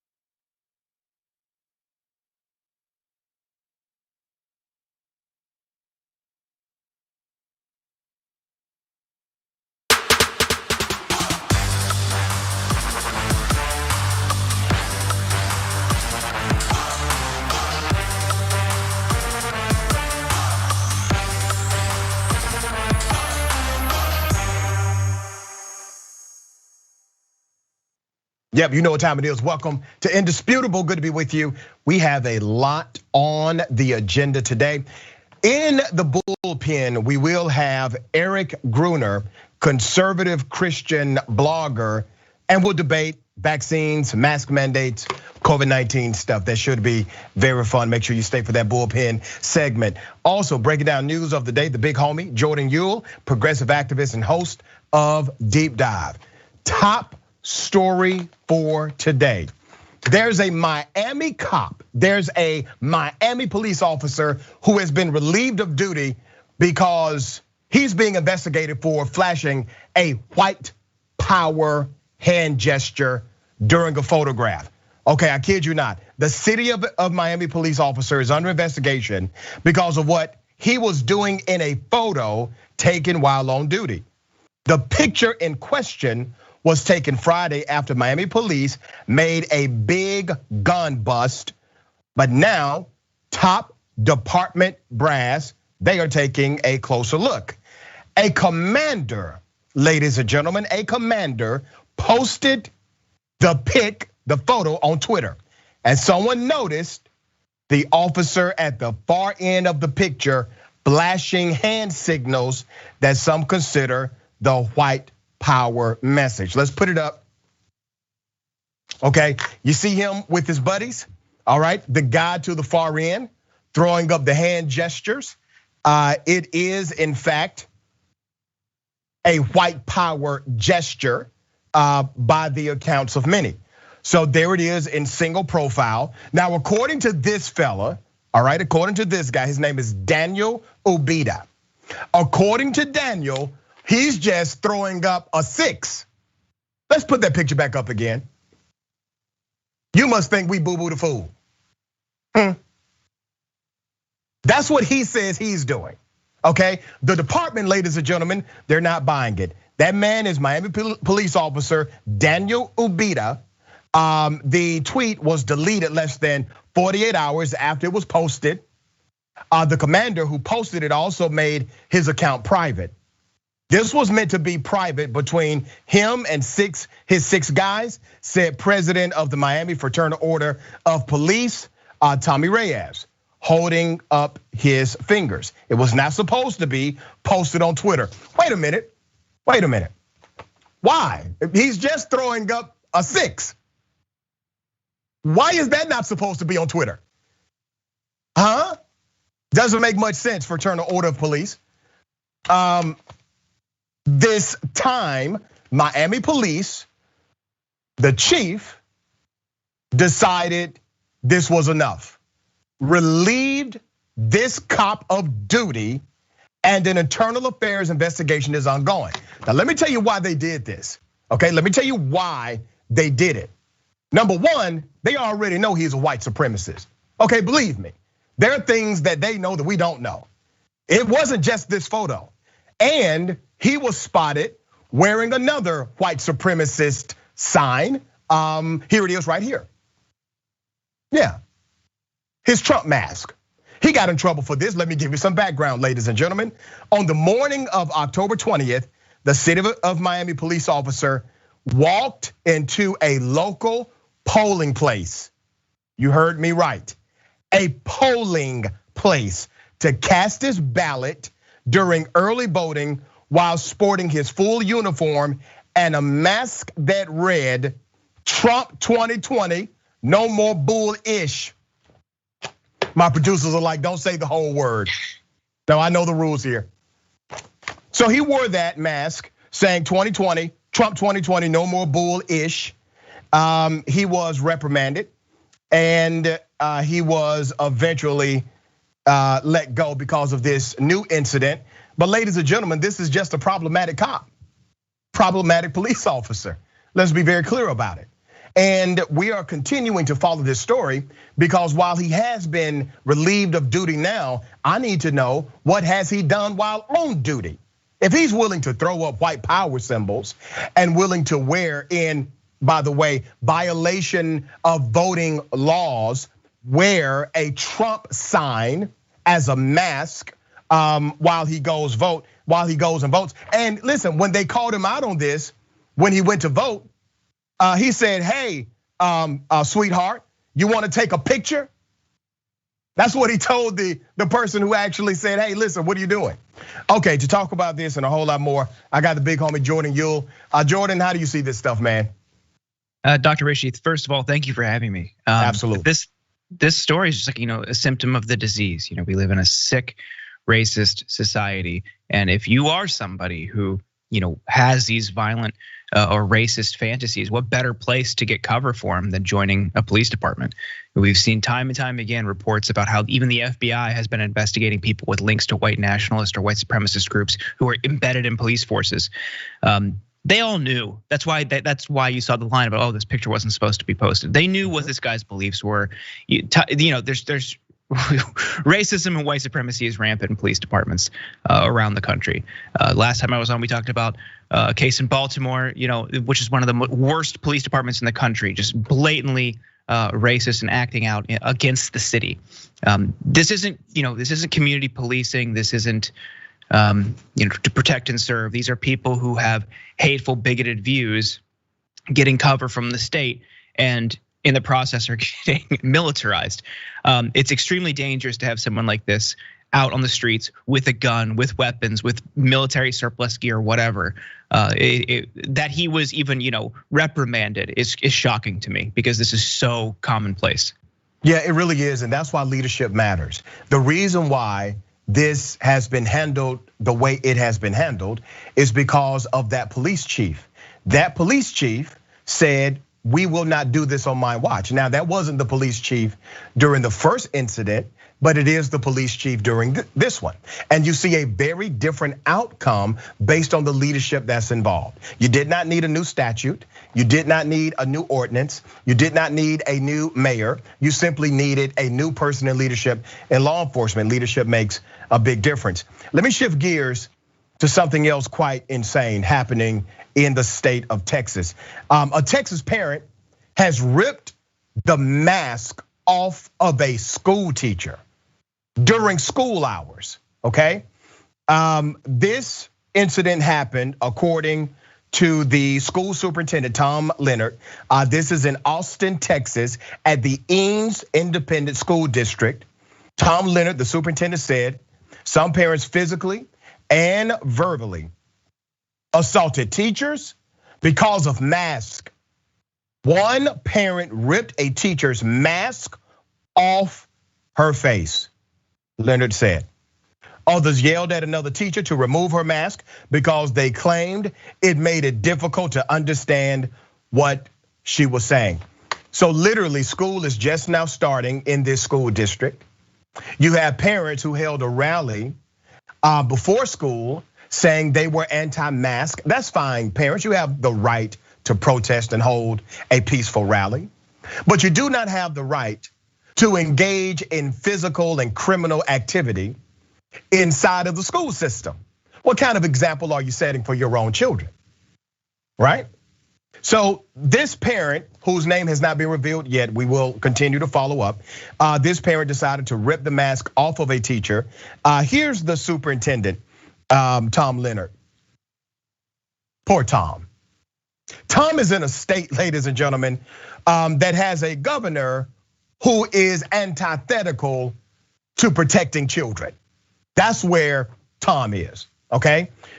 This type of behavior will not be tolerated in Eames ISD, Leonard wrote Tuesday. Our staff are on the front lines of this pandemic. Let's give them some space and grace, please.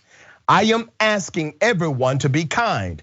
Do not fight mask wars in our schools. Sounds like good damn advice to me, right?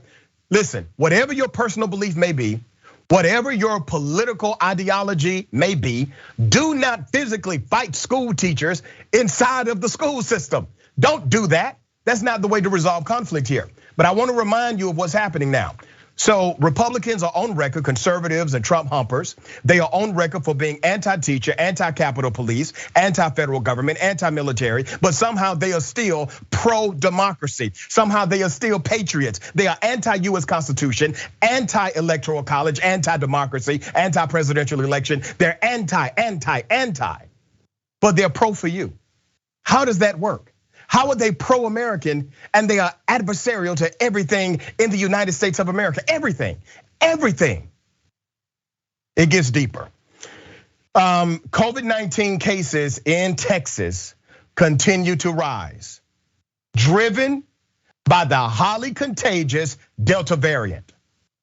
In the past week, cases rose 11% and hospitalizations increased by 21%, according to the Washington Post coronavirus tracker. Texas Governor Greg Abbott, a Republican, who has pushed to ban mask mandates in schools, announced Tuesday, guess what, ladies and gentlemen? He tested positive for coronavirus. Well, you don't say, Governor. You don't say. Here's the video that the governor decided to post about his positive COVID test. Hi, this is Governor Greg Abbott. As you may have heard by now, I have tested positive for COVID-19. I test myself every day, and today is the first day that I tested positive. The good news is that my wife continues to test negative. Also want you to know that I have received the COVID-19 vaccine, and that may be one reason why I'm really not feeling any symptoms right now. I have no fever, no aches and pains, no other types of symptoms. The hell? Wait a minute. Let me get this right. The governor, he is for taking the vaccination. He agrees that the science of it works the way it should work, because since he's vaccinated, his symptoms are not severe. That's agreeing with the science here. But somehow he disagrees with the science of wearing a mask for children especially. He disagrees with the science of mask mandates in school systems, which every statistical study has shown absolutely decreases the number of COVID positives, especially among children.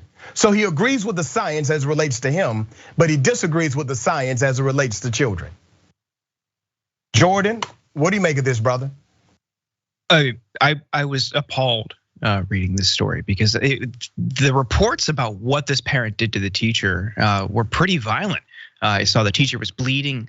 He had lacerations on his face, bruising on his face, and a lump on the back of his head. I mean, this person was assaulted by a parent who, just seems to have their brain just rotted by Facebook and this overall culture war. And I'm really glad you brought up Abbott because that is such a perfect example of a Republican official who says one thing and does another. So he's doing everything he can to protect himself. He's vaccinated. He's probably, in some cases, probably wears a mask, might social distance. He was not the night before he revealed he was at that party.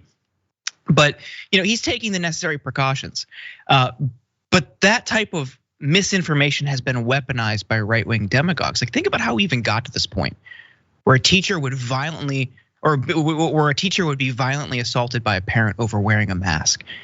This didn't happen overnight. It's right-wing officials, it's right-wing demagogues weaponizing misinformation to fuel this culture war, and that they're willing to do that is horrifying. Because think about what comes next.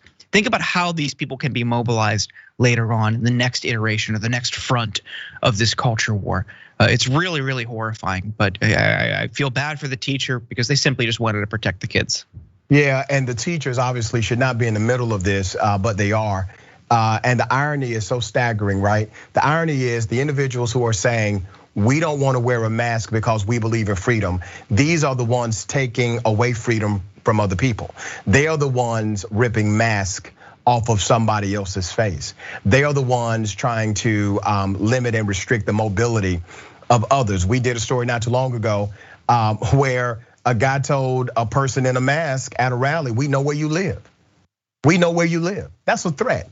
That's a threat. How are we walking in freedom when that is our response to someone who may have an ideological difference as it relates to our personal health care? That doesn't make sense. And there is nothing else in the healthcare arena that has been politicized like COVID-19. Nothing else, because it started political.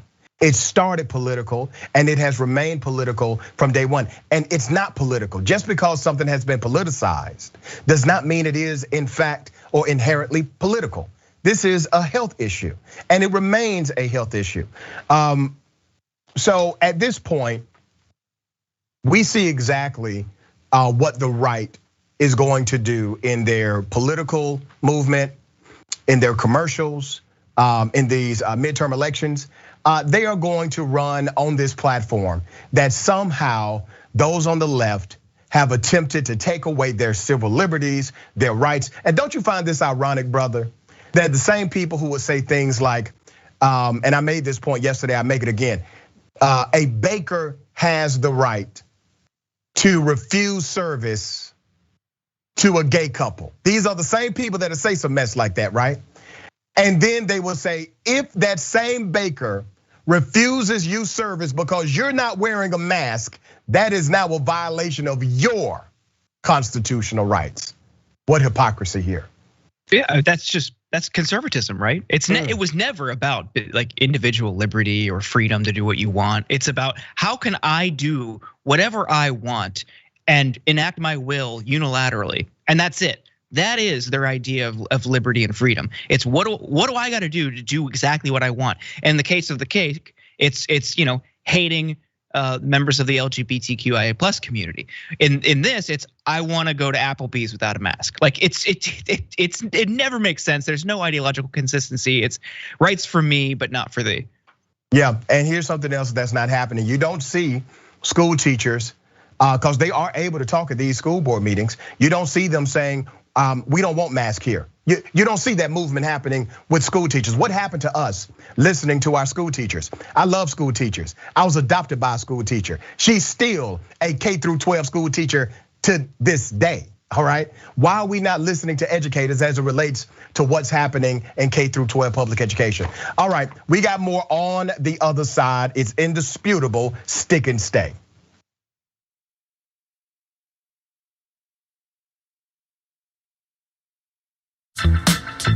I went to Kentucky Fried Chicken when I first got my license, like 17 years old or 17, 18, whatever it was. And I'm driving, I think my dad's Oldsmobile, and I parked it in a place where there was two cars next to me, really tight spot, and a car behind me. I don't even know how I got in there because I'm a terrible driver. Back then I was an even worse driver. And on the roads I'm okay, but in parking spots I have terrible spatial reasoning and I'm a mess. And on my way out, I hit all three cars at once. I broke all records, okay? So I went, as I'm backing out, I went boom, oh and this side hit that car, this side hit this car, and the back hit the third car, okay? And I got stuck. I didn't know how to get out. Like I went, okay, for this, and then I'm like, no, and then, right? And then finally I had to stop, go inside the KFC and go, I'm sorry, I hit a bunch of your cars. They're like, what do you mean a bunch of your cars? I'm like, I don't know. Wow, there's a B? Yeah, I'm like, I hit 3 cars. I don't know, so you guys gotta come help me, okay? Okay, so one, my bad, really sorry about that. Okay, number 2, can someone take my car out? Because I don't wanna keep hitting your cars and I'm incapable of taking it out of this spot. Now baby, move that fat, baby, move that fat.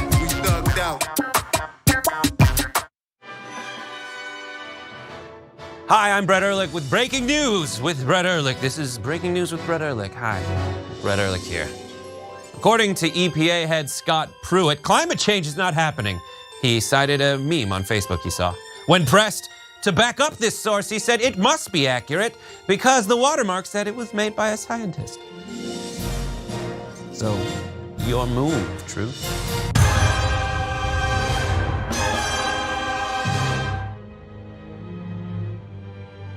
Do all of you know the Young Turks?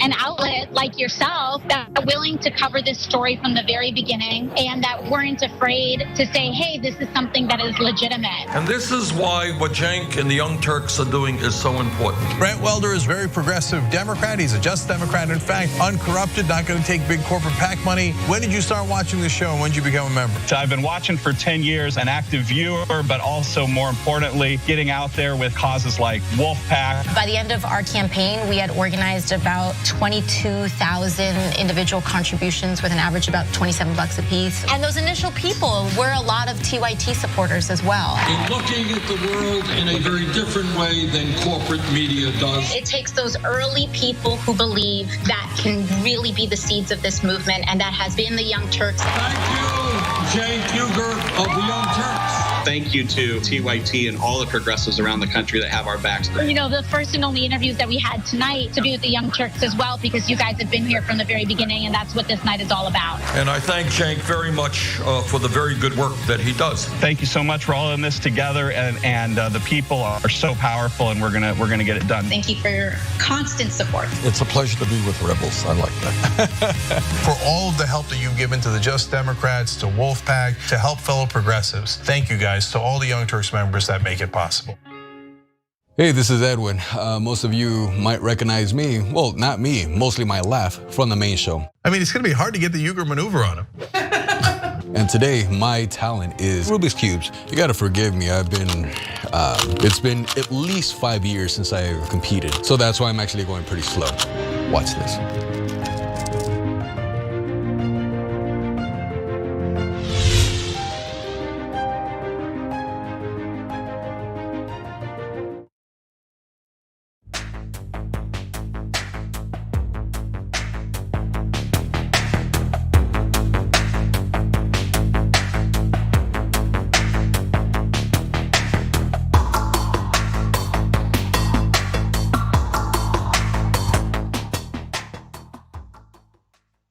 Welcome back to Indisputable. We got a lot of comments. Let me read as many as I can.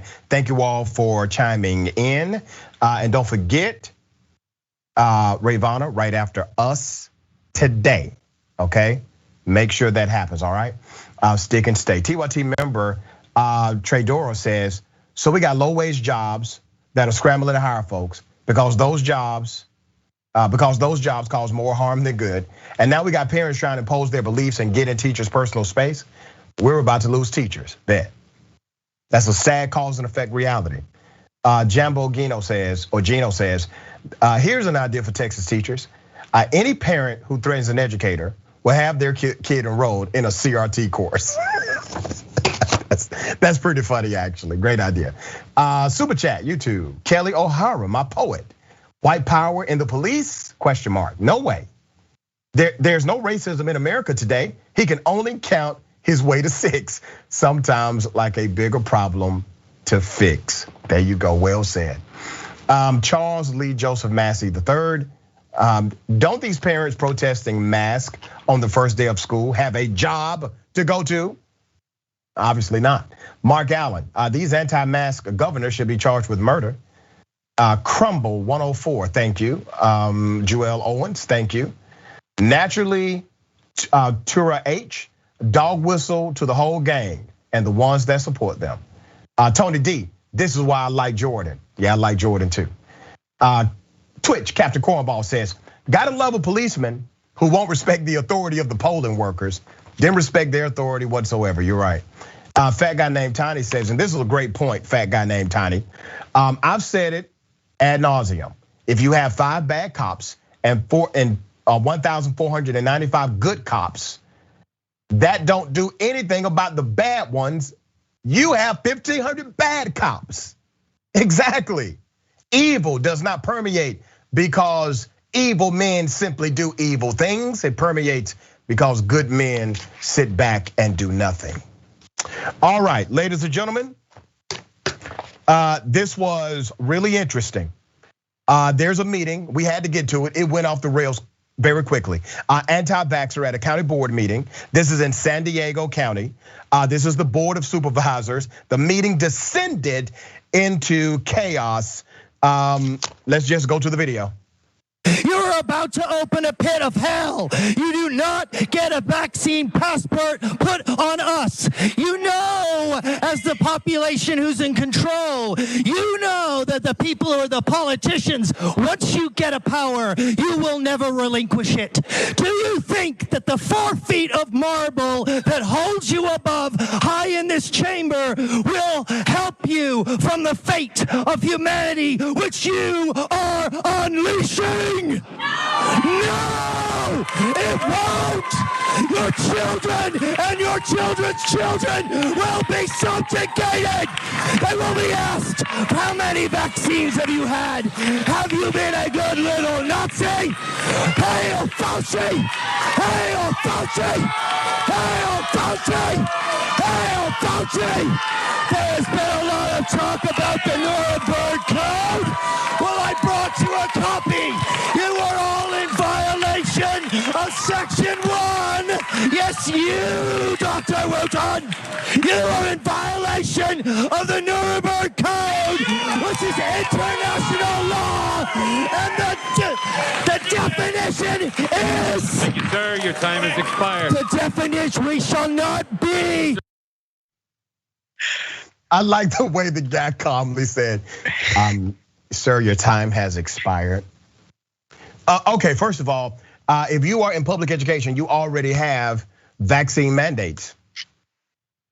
Okay, everybody has a vaccine mandate protocol in virtually every public school in the United States of America. This is not a new thing, is my point. The gentleman that you saw there, his name is Matt Baker. Mr. Baker, in addition to this county board meeting, Baker was also present at the anti-masker Proud Boys rally that turned violent, held this past month at LA City Hall. Okay, so he was there.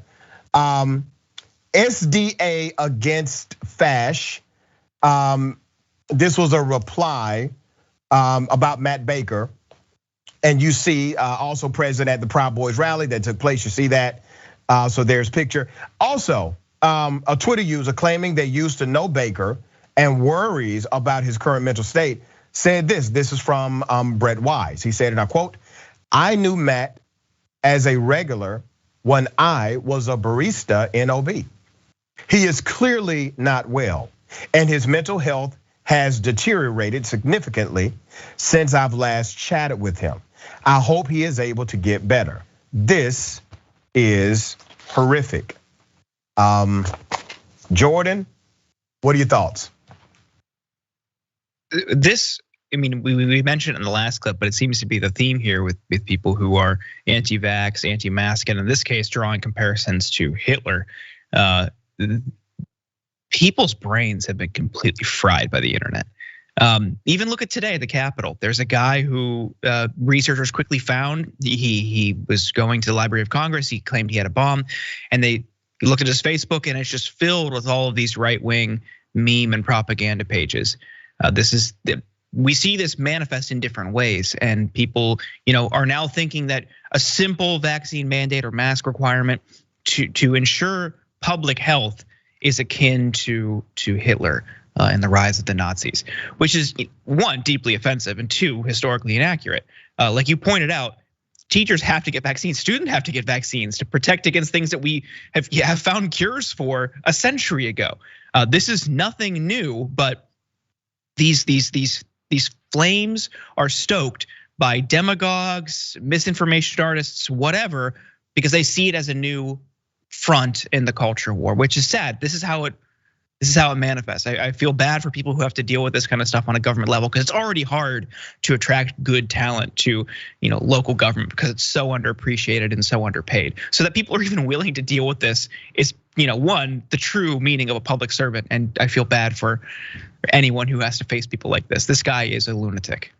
Yeah, and we don't have the numbers all codified yet, but we do know that school teachers have resigned because of these COVID battles. We know that superintendents, some high profile, they have decided to seek other careers due to the way their local government decided to handle the COVID issue and mask mandates or banning the school's ability to actually implement a mask regimen. None of this makes sense. And think about it this way. If we were talking about another country, right? Let's say we're not talking about America, we're talking about another country. And we're saying things like, wow, that country, they won't allow children to wear masks to protect themselves from this serious virus. We would all universally agree, man, that's just wrong. They need to be able to at least make the decision. But because it's happening domestically and we're in the middle of it, we're kind of inside of the boiling pot. We don't realize that we're being cooked in real time. And that's what's happening to us here in America. Yeah. Yeah, I mean, look at how we exercise our foreign policy. The jingoism and the xenophobia we apply to every other country around the world. If any other country did this, and especially in a majority black or brown country did this, we would accuse him of being a culture of child abusers. We look at how people talk about people in Afghanistan right now. You're seeing tons of, unilateral condemnations of the country as pedophiles and child abusers because of like one sect of the army. They would unilaterally smear any other majority black or brown country who did this. But here it's okay because it's entrenched in our liberty or whatever. But then we have a country like New Zealand who locks down immediately when there's one case and protects everyone because there's a sense of collectivism. That's right. Hey, look, one person has it. Let's all quickly, you know what? It's going to be a little bit of a sacrifice, but in the long run, we can quickly go back to living our normal lives, and they all get it because it makes sense. But no one can do that here. It's a selfish country that just continues to project our own issues onto the rest of the world, unfortunately. Very well said, brother. Very well said. Ladies and gentlemen, I wish a Karen would. You want to call the police on them for having a barbecue on a Sunday? I feel free. Back off! I'm going to tell them there's an African-American man threatening my life. More than happy. Just laughed at. Sir, you said you were going to run us over. I did not say that. You did say that. I deny it. You do you have it on? Do you have it on? I do have it on camera. I do have it on camera. Let me see it. I don't have to show you anything. Get the going on the news. Get the out of my country. You racist jackass. That's right. I'm here to stay. I'm an American. I'm here to stay. Get the out of my country. So am I. You're not an American. You're Let me so see your vaccine ignorant. card. You got your vaccine card? You are so ignorant. Get the out of here. You're from Pennsylvania. That's where all the communists are. We all know it. Get the out. Oh my you got God. a mask on? Are you beautiful? I take it back. All right. You're beautiful. I don't need you want a date? You want a date? Come on, let's go on a date. Maybe we have sexual tension. That's what it is. You wish. But that's what it is. No, I think You're you wish. Disgusting. I think you are wish. a disgusting. You would get the being. best 2 inches in your life. Oh yeah. The best 2 inches of your life. You're on camera. Today. So just take it as Go ahead. Keep 6 feet apart. Why? Are you afraid of COVID? No. The world needs to see this. No. You're on camera. You're pretty heavy. Okay. You better get on a diet. Okay, so are you. You're disgusting. Have you seen your belly? Have you seen your belly? Yeah, Have you seen your belly? Look, this is Have why my you belly's seen your big. belly? This is why my belly's Okay, big. well, don't attack me then, sir. I'm not This attacking is you. going all This over is the why my news. be- This is Otherwise, going I'm an all over the Adonis. news. I'm a fucking Adonis. This is going all over the news. Good. Put it on the internet. Enjoy being famous.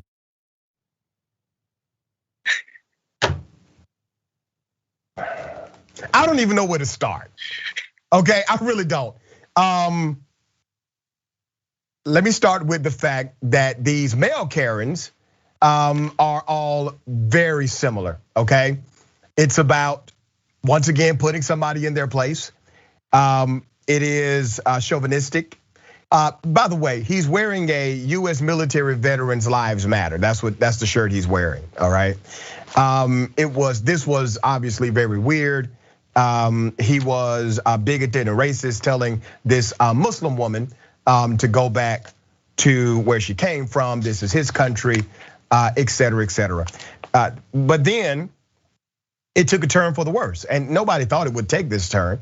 But I was even grossed out watching it. That's rare. I've become an observer of these things. This was not fun, all right? This person has not been identified yet.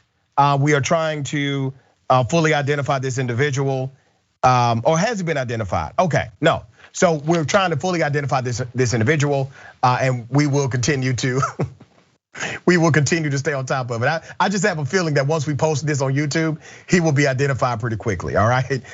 Jordan, you saw it. What ran through your mind as you're watching this male Karen exercise, I guess, his freedoms? Well, first of all, so you call yourself an observer of these videos. Like, I think, give yourself more credit. You are a sommelier of Karen. you know exactly what to look for in these types of things. Like the notes that pop up in all of these videos. You have a very refined palate. But as I told you during the break, this was one of the funniest things I've seen in a while because it's really a roller coaster. It's okay, yes, immediately he starts being racist. And then it's like, hey, I got 2 inches for you, baby. Like, just immediately goes into like a sexual connotation. Then he starts lifting up his shirt to show a scar or like abscess or something on his stomach. This was really, really fascinating. But I mean, this is, I usually write notes for everything that we talk about. And this I had like no words, just put LOL, because I don't really know what to make of this. This guy needs help. Unfortunately, he's being racist to this woman who just wanted to, I guess get a coffee or a donut or whatever. But what a raving lunatic. And again, as so often is the case with these stories we talk about, it's somebody who has unfortunately had their brain just totally fried and distorted by right-wing media and demagogues. He was, wearing the troop apparel. He was, making fun of COVID. He was being racist. He checks every box. For these types of lunatics. I don't know why we don't routinely call them radicalized, but they are radicalized. If you listen to what they're saying at these school board meetings, at these county commission meetings, and then how they interact with individuals who may not look like them, which is what we consider to be identity politics or their white identity political structure. They always do this. And I talked a little bit about this before, but there's an entire research dynamic connected to what's called group status downgrade. And group status downgrade says in the research that if an individual who so strongly identifies with the group, in this case, we will call it a racial group, okay? So identifies with a particular racial group, if they think that there is something that will downgrade their privilege or their status in that group, they will then do unthinkable things in order to obtain and retain power for that particular group. And you see the reactions of these individuals, and they are so extreme, but we don't call them extremists. They are obviously radicalized, but we don't call them radicalized. And so now I'm going to make an intentional point to call them what they are. They are, many of them, religious extremists. I don't care that they believe in Christianity. Okay, they are religious extremists, many of them. And they have been radicalized, as you said, Jordan, sometimes by the internet, the rhetoric. They have self-radicalized. That is a real thing in social science and psychology. Okay, we have more on the other side. This is indisputable. Stick and stay.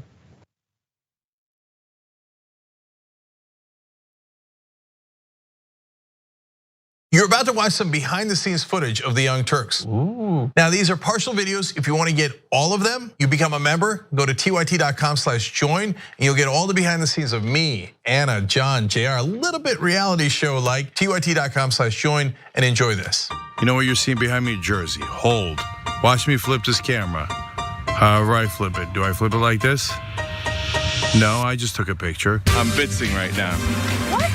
Behind the scenes. Oh, okay. For members? I don't have my face on. She doesn't have her face on, folks. Oh, that's JR's ass right there. You can't take 5 minutes off, can you? No, I can't, Johnny Pie. I said it was live stream, but I was lying. It's not a live stream. It's just for members. Bitsy, this is my cat. You know what his name is? Kiki Cat. Animals are innocent. Control room and the insanity is obviously there. Right now, as you can see, I'm directing or tech directing. I'm so happy to be here. This is what like a Labor Day beard looks like for Jank. Man, you're a Young Turks viewer if you recognize me like this. Oh, thank you. You are the one person in my life I would love to meet. What's going on, guys? This is a Bitsy or a BTS or behind the scenes with Hassan Piker, AKA Woke Bay. Oh, hi, I didn't see you there. I have finished my show, The Damage Report, and now I get into a really awkward time of the day. When I'm sitting, the control room is right there.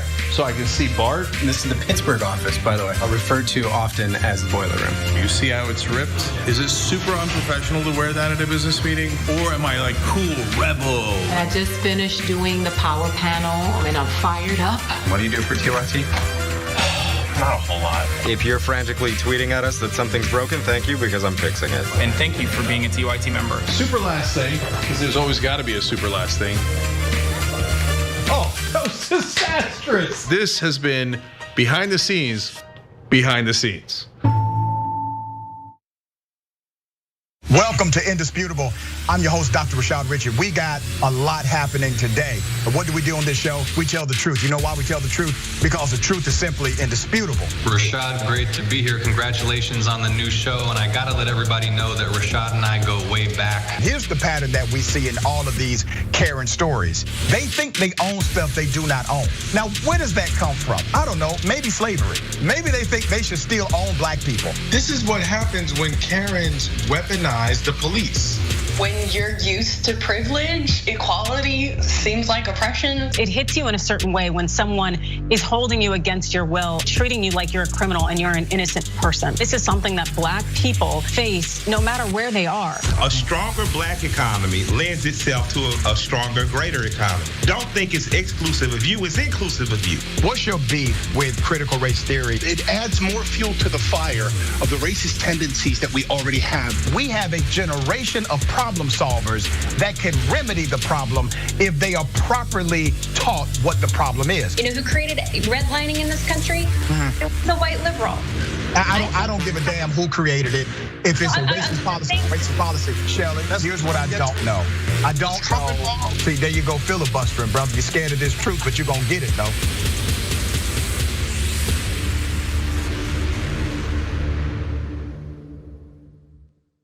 Climate is changing fundamentally, extremely, and non-linearly. It's becoming worse now. It's not when the levees burst that is the problem. It's in the anticipation of that. So I hope every human being is safe. And by human beings, I do not include multinational corporations, especially the ones that started climate change in the first place. What we're currently doing right now in cutting emissions is clearly not enough. There will be ramifications to what Trump is doing. I don't want people to suffer, but I feel like there's gonna be a lot of suffering because we have an imbecile as our leader.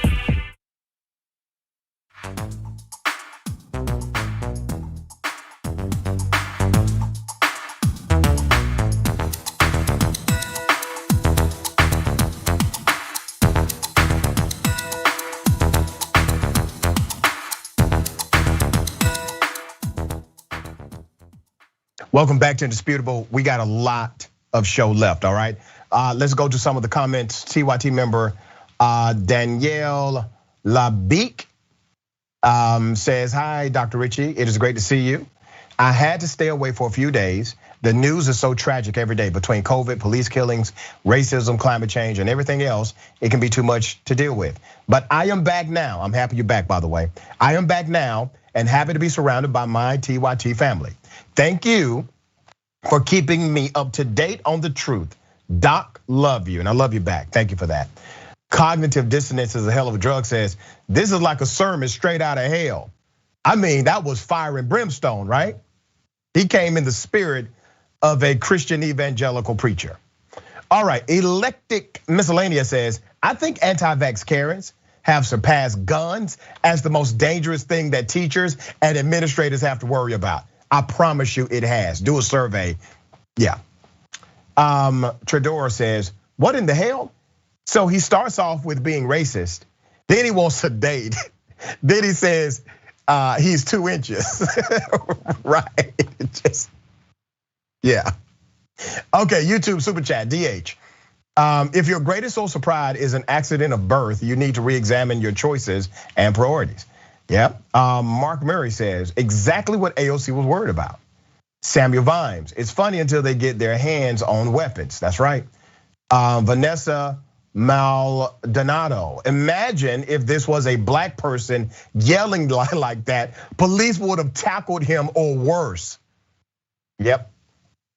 Okay. Mojo Quid says Doc needs to prop Mike to drop. LOL. Needs a prop Mike to drop. Thank you for that. The Awakening 71. Karens are insane. 2 inches, LOL. David Pearson, oh my God, Jordan, awesome line. Yes. Pyralicia, I'm sure I said that wrong. I apologize in advance. Twitch, losing nurses and teachers doesn't look bright. Doesn't look like a bright future. Yep. Frankie Z13, he needs to exercise more than his freedoms. That was a low blow, man. Okay. Ladies and gentlemen, true story. You see that cop right there? He knocked out a 16-year-old black child, a female, a woman. He knocked out a young girl. He knocked her out, unconscious. He will not be facing charges. This is in Osceola County, the deputy is a school resource officer. His name is Ethan Fournier, who body slammed a black 16-year-old student, okay? He will not be facing charges. This was at Liberty High School. The student's name is Taylor Bracey. Here's that video.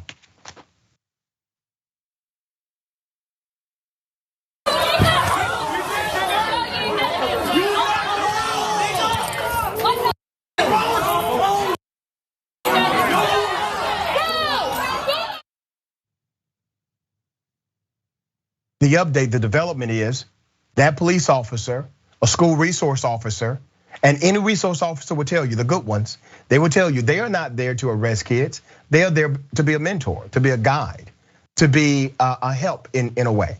They're not there to do that, okay? According to the background, he was trying to stop her from fighting. Listen, he knocked the girl out. He knocked her out. The cop in question says that he would like to return to Liberty High School if given the opportunity. Let's put up a picture of this dear young girl that he assaulted. Let's put her picture up.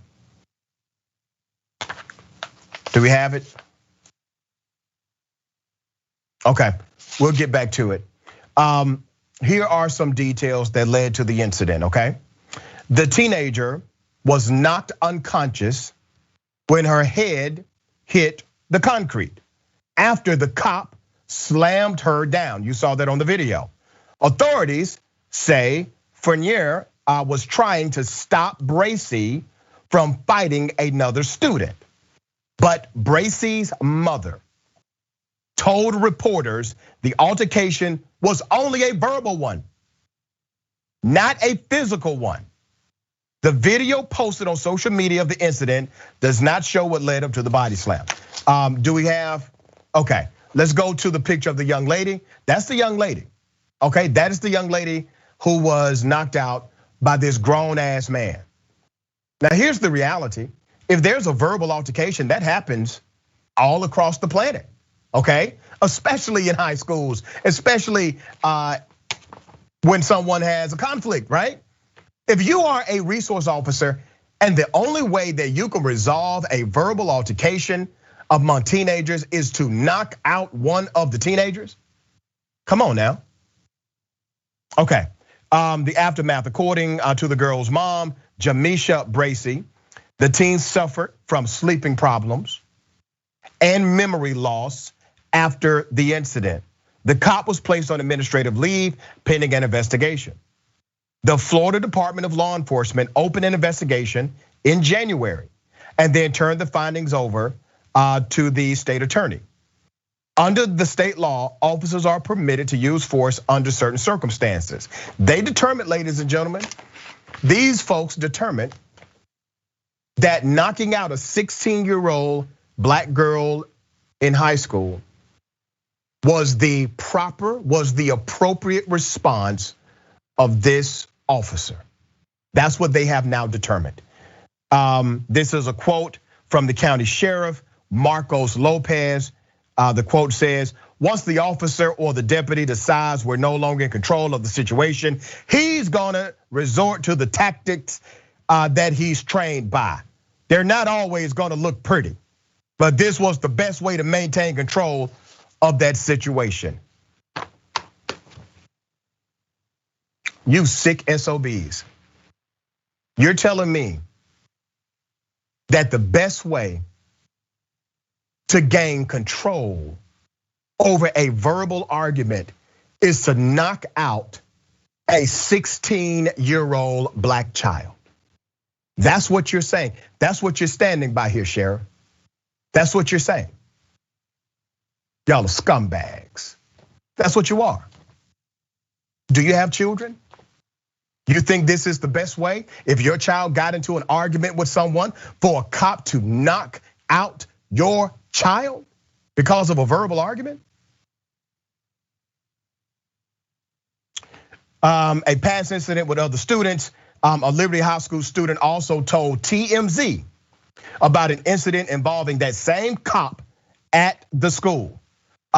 Junior Deja Watts said that she thought Fournier was a chill dude, but Watts claims that she saw him use pepper spray on a group of kids who were fighting 2 years ago. She now thinks the whole department is suspicious, okay? This cop was also involved in 2 traffic crashes while on duty. He was fined $166 for careless driving in both incidents. Even the first one that resulted in $3,000 of damage and injured somebody. So this guy has a history of violence against children. He has a history of violence on the road. He has a history of getting away with it. There you have it. Jordan, what are your thoughts? This is not somebody who should be in a police force, let alone at a school. We shouldn't have cops in schools, period. Like, there's no justification for having armed, violent first responders where kids learn. There's better ways. If the justification is for police shootings, which is another, or school shootings, which is another problem altogether that people don't want to respond to. The answer is not putting more people with guns in schools. But moreover, on this incident specifically, he could have killed her. Yep.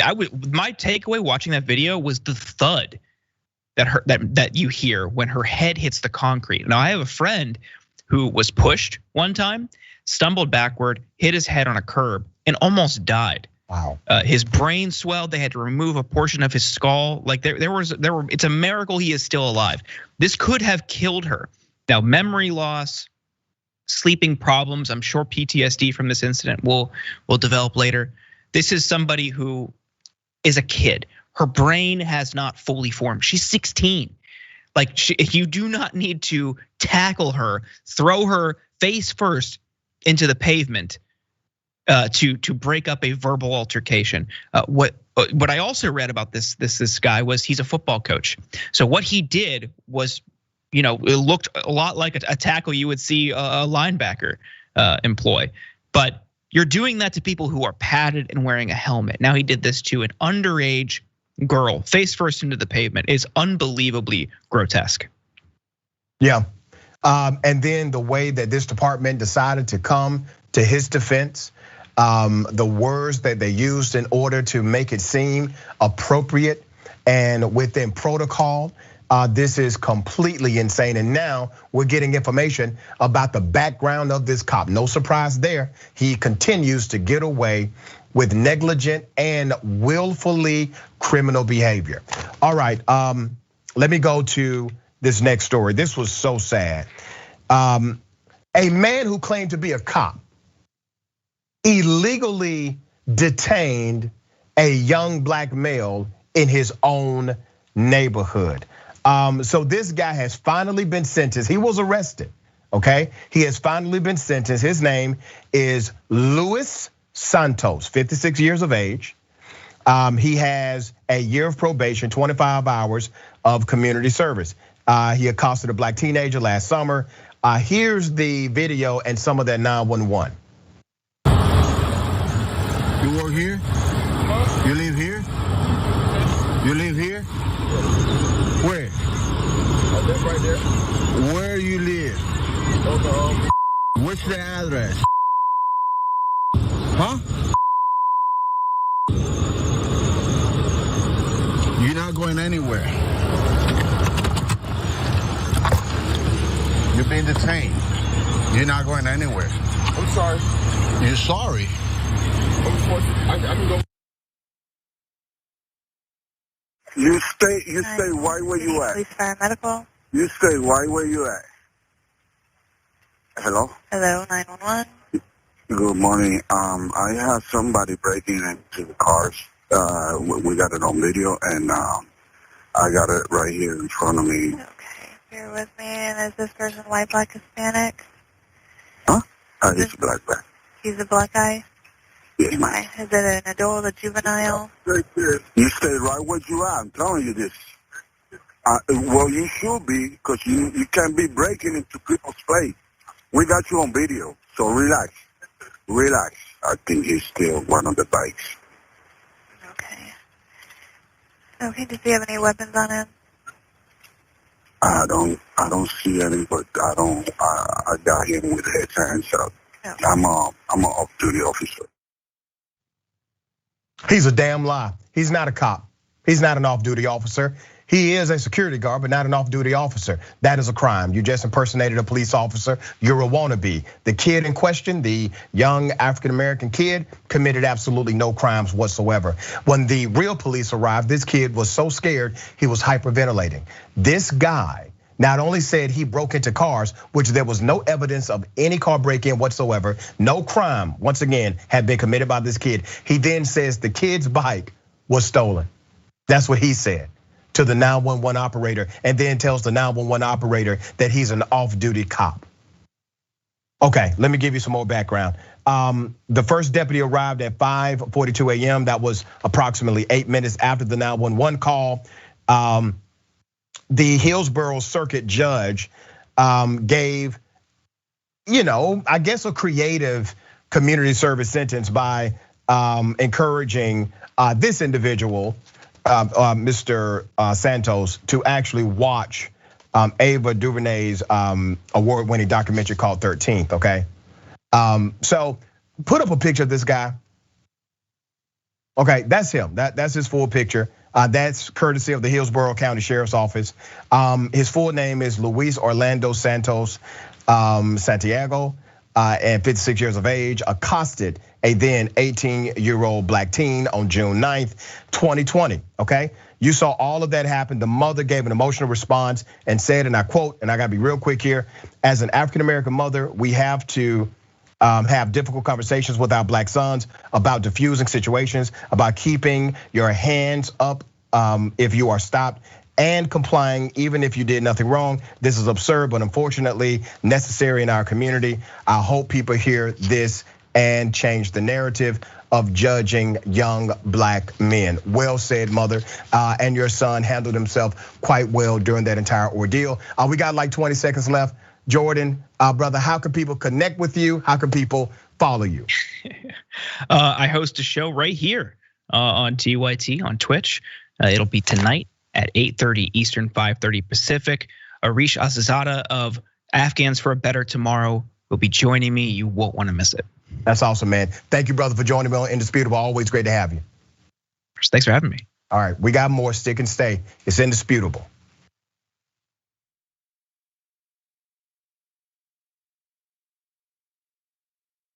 So a lot of progressive office holders are doing something fun.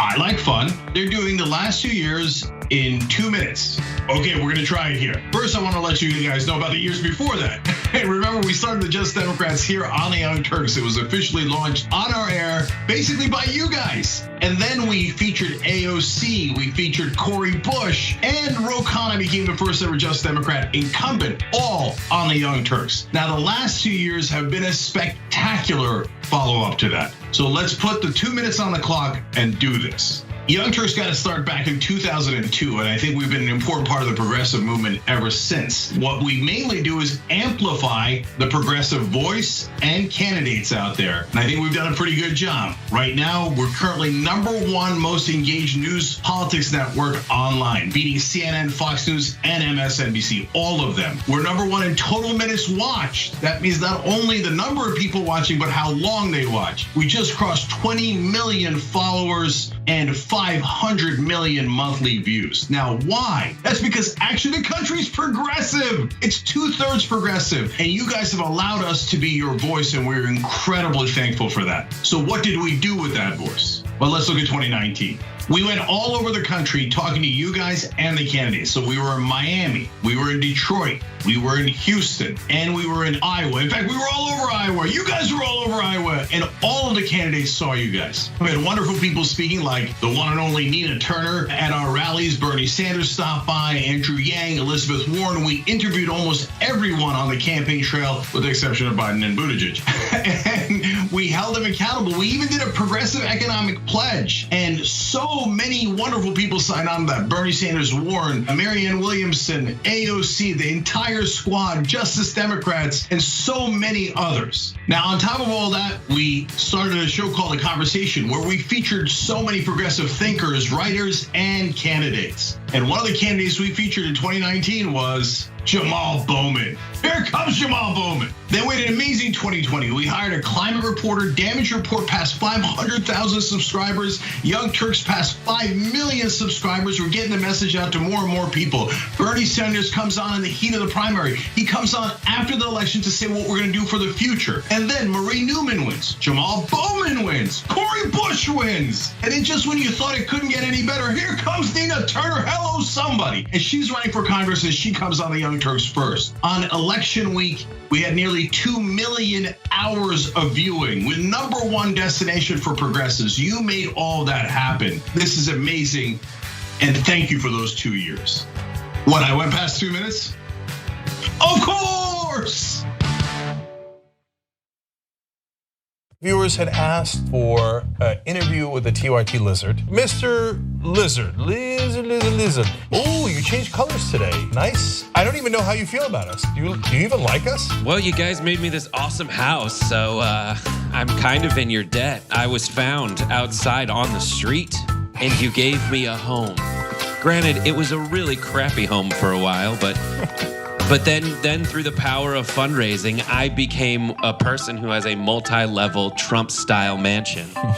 You do. By the way, you've never looked better, man. Normally, you're just green or just brown, but today you're in mid-lizard, right? I'm not very smart. I'm a lizard, so I don't know how the science works.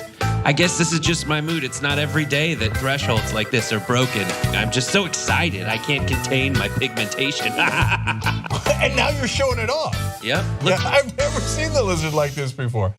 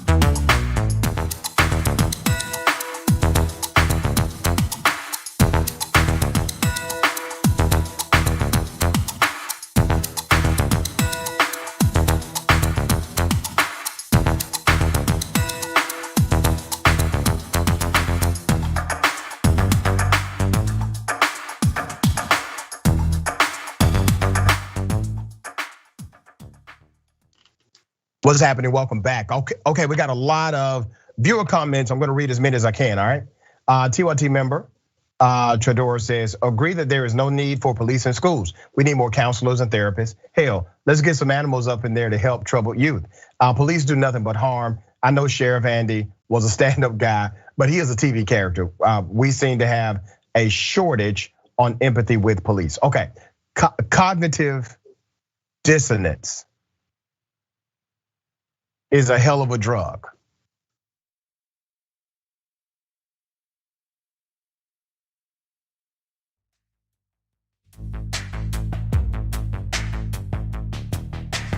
Okay.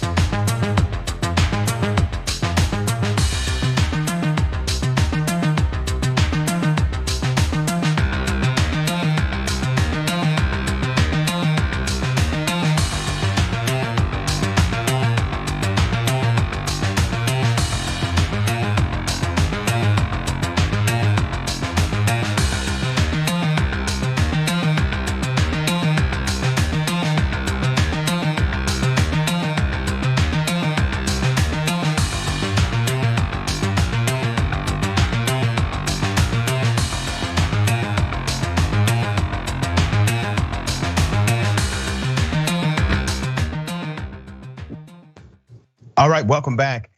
Let's do this. We got a lot to talk about in the bullpen. That's coming up in a minute.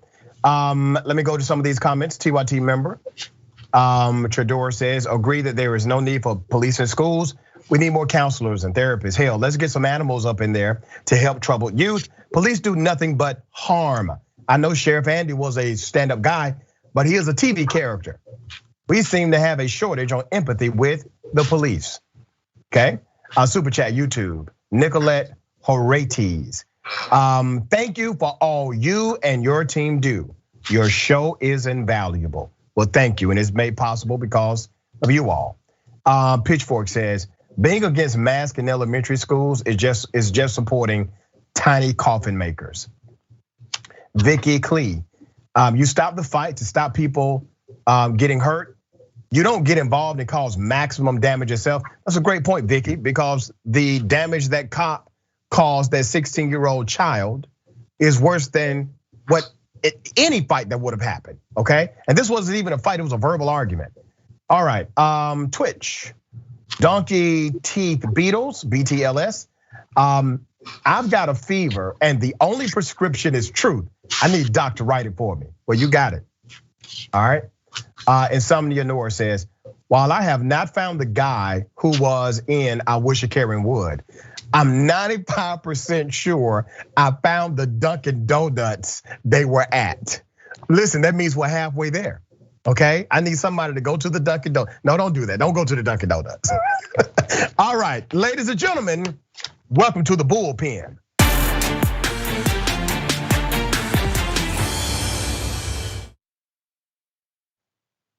In the bullpen today, we have Mr. Eric Gruner. He calls himself an average Christian. He is a business owner and also a former high school teacher, okay? Worked in corporate America. He has a lot of experience. Eric, good day, welcome. Thanks for having me. Man, let's talk about your belief as it relates to mask and mask mandates. I don't want to presume what you know or believe about it. So if you would, give us some of your sentiment as it relates to mask mandates, in particular in school systems. Sure, I believe everybody should be able to do what they feel comfortable doing. Do I feel mandates are appropriate? I don't. I think mandates are too much government control. I think if parents and students want to wear masks, absolutely. I don't believe that it should be mandatory that every child and every teacher wears a mask. Let me ask you this, because you are a former school teacher. I'm also a former high school teacher myself. There are many mandates of school children for virtually all of public education and 92% of private education. There's a mandate for certain vaccinations. You know this as a former high school teacher. Absolutely. Those mandates include diphtheria, tetanus, measles, mumps, polio, chickenpox, and a few others, right? Sure. Those mandates have been there for a long time. Do you consider those to be government intrusive? So I think there's a difference, because there isn't a mandate for flu vaccines. And there's plenty of studies out, and even a couple have came out in the last 2 days, that have basically said that the current vaccines do not prevent the spread of the COVID virus. But masks do. Doesn't prevent the spread, it may reduce it a little bit. It doesn't. No, sir, not a little bit. You just added that part on. It actually reduces it by 40 to 60% based on studies from medical reports. Well, when you look at the certain masks, students don't wear masks the way they're supposed to be worn. Oh, okay. And you know that as well. Cloth masks are worn all up and down. You also have cloth masks with the young kids that are sneezing into them, they're coughing into them, they're dropping them, and they're putting them back on their faces. So if we were really concerned about the spreading of a flu-like virus, why don't we have masks all the time, even before COVID? So let me highlight a couple of things you said, because I think it's interesting, your point of view here. Let me start with the mask mandate itself, okay? You said that you're okay with teachers or students or parents doing what they want to do, but you do feel as if mandates are actually too much government intrusion. So let me ask you this, because states, Republican states only, are passing executive orders to ban a school system's ability, a local body's ability to actually implement a mask mandate. Do you not find that to be government intrusion? If that local community, those local parents, those local elected board leaders, and that local board of commission, if they say We need a mask mandate given the science of what's happening to us. Well, is it not then government intrusion for the Republican governor to tell them what they can and cannot do in their local community? What's the difference if a governor or a school board? Just answer that question. I am answering that question. Is that not government intrusion? I don't believe a school board has a right to tell every student they need to wear a mask when really the science is not an exact science, because you have different studies. And it seems that the school boards, and I know you're shaking your head, but there's different studies that talk about the benefits of masks in schools. Students are the least affected when it comes to COVID and the easiest to recover from. Many scientists say one thing, other scientists say another. Sir, here's what I want you to do, okay. Eric. I would like you to cite your sources. I'm going to cite the Ohio Medical Center as one of my sources. Where does your source come from that says masks do not decrease the spread of COVID-19? What study? I didn't say they didn't decrease. I said they do reduce if worn properly. But students are the least effective by COVID. Okay. Students that are healthy are the least effective by COVID. Let me give you some numbers. We didn't have a mask mandate for the flu, so why are we doing it for COVID? All right, so let me give you some numbers. You first said something that was totally incorrect, that school boards do not have the right to do this. School boards have the right by way of legislation or legislative authority to implement administrative policies inside of their school district. That includes the prerequisites of vaccinations. That includes the prerequisite of credits to pass to the next grade. That includes qualifications of teachers. That also includes children who have been suspended being let back into the institution, et cetera, et cetera. All of these are administrative laws, and the school board does have the authority in order to enact control and have authority over those administrative laws. You do understand that, correct? Does the governor have the ability to set a standard for the state? The governor has the authority through executive action, correct? Okay, so yeah. Which one? Yeah, but once again, let me get back to what you said first. You said the school board does not have the authority to do this. I've never argued about the authority of the governors. I've argued that their authority is misplaced, immoral, and unethical. You just said the school board does not have the authority.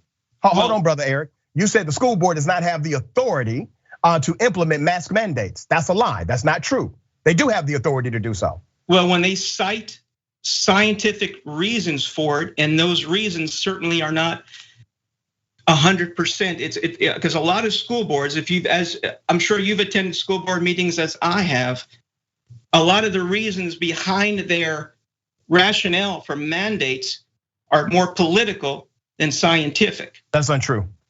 Well, maybe you attend different school board meetings than I do. Well, let me cite some of the actual data. Mask worn properly has shown a decrease of the spread of COVID between 40 to 60%. That's amazing. I mean, even if it showed 10%, that's something, right? And so your comparison also about how this is basically the flu. Let me give you a number, man, because you guys continue to say these very non-scientific things. What guys? Who guys? Who's that? Who's you guys? People like you, okay? That have an opinion about masks? No, the people that say basically there's different science out here as it relates to COVID and how it actually impacts children. Let me give you the hard science of why this is not comparable to the flu.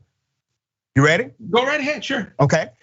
In the peak season of the flu, the death rate in the United States of America for 1 week in a peak flu season is 718 people.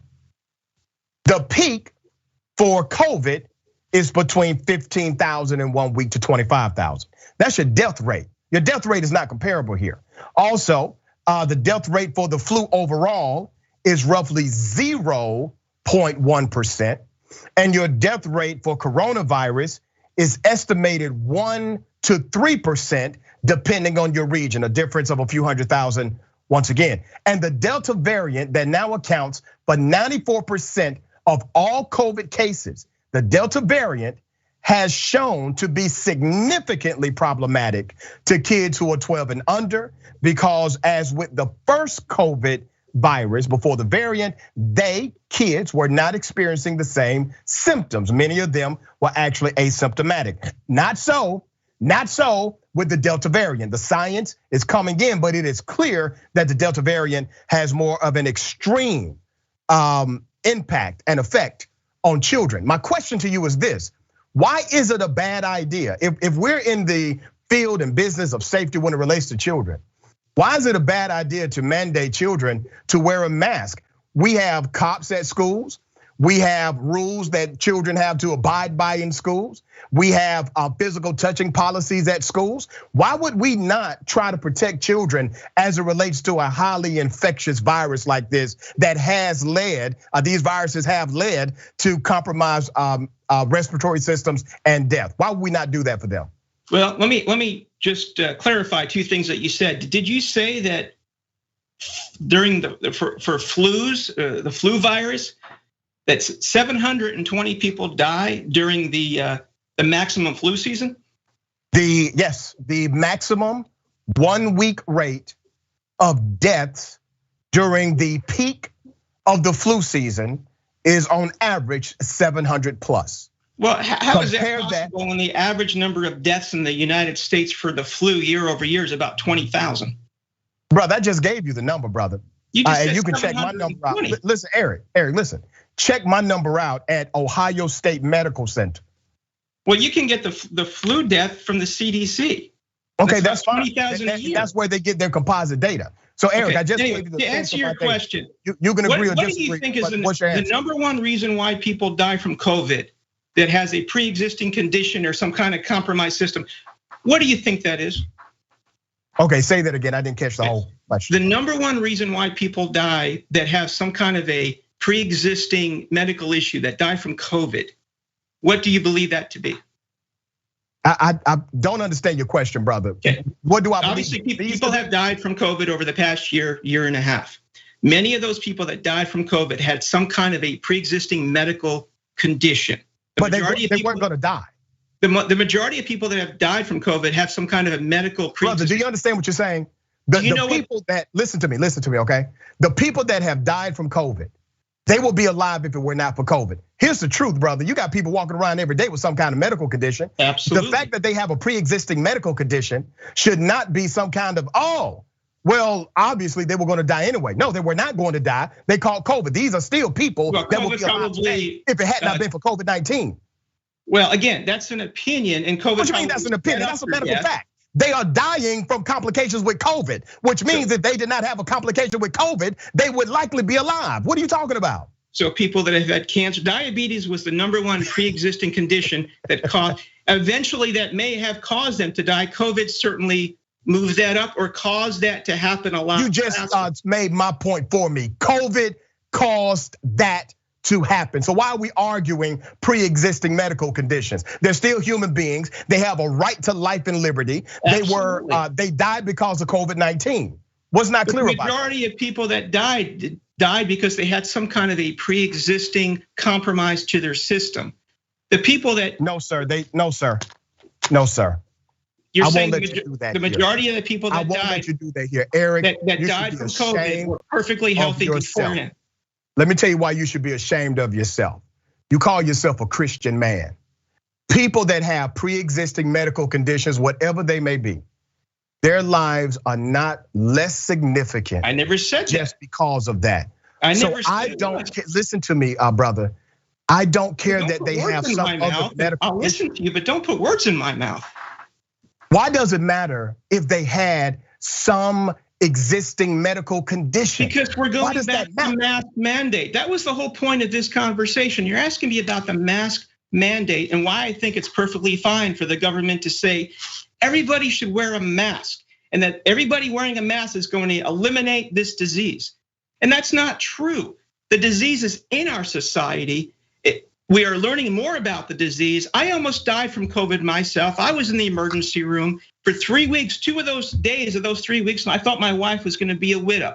I experienced very bad, and I've had friends just like you and family members that normal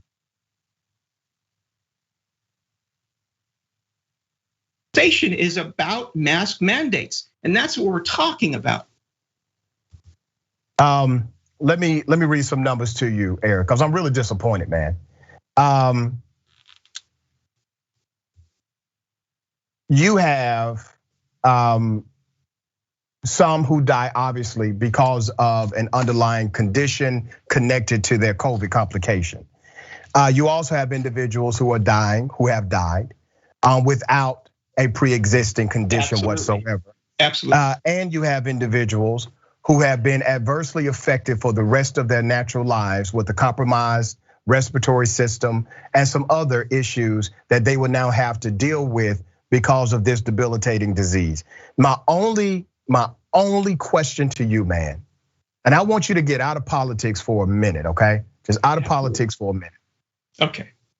Local school systems should have the authority, if they see that their children are suffering, they should have not only the authority, they should have the privilege of not having the authority taken away from them because of politics by their governor. If they see that mask in their school system will help save lives of young people and will help young people not go through a respiratory sickness. That does not make sense to you, Eric? Well, let me ask you, what's wrong with somebody that wants to wear a mask to wear a mask? No, they can wear a mask, but the reality of human behavior and social science of human behavior is that if you mandate masks, more people will wear masks. And if you mandate it as a prerequisite to go to that local school, you will have a lower chance of contracting COVID and spreading COVID. Those are all scientific facts. Why would we not then make a mask mandate? Why would we say school systems should not have the authority or the ability to do this for the children? Should we mandate that parents make sure that their students are not obese? Because that's a huge cause of child illness that becomes adult illness. Eric, I really would like you to answer the question that I posed to you. Well, my answer is no. I don't think they have the right to tell parents how to take care of their child's health. All right, do school boards have the right to tell you what vaccinations you need before you show up to their school? If the vaccination will prevent other people from getting sick, this COVID vaccine does not prevent other people from getting COVID. Okay, we're talking about masks. There is no COVID mandate vaccine right now. Mandated vaccine. About the vaccine. We're talking about masks being implemented in the school system. So you can say that certain vaccines, such as tetanus, diphtheria, vaccines for the measles, that's perfectly acceptable to you because it stops the spread of that virus to the places of the young people. But you're telling me that a mask, which by the way is not medically intrusive, does not cause a needle to be stuck in your body, does not introduce a chemical inside of your system. You're telling me that the school board has the right to mandate tetanus, diphtheria, measles, mumps, polio, and chickenpox vaccinations, but they do not have the authority for you to simply wear a mask on school property. Because one prevents the spread, one may reduce. It's two different things. Sir, wearing a mask reduces the spread of COVID-19. As does washing your hands and not coming to school if you're sick. Use every tool in the arsenal, brother, right? But you have some other factors in there too. Like what? When you have masks on students and children, it affects them in many, many other ways than it might you and I if we wore a mask to a business. Students are not learning when they can't see people's mouths. Students are not interacting.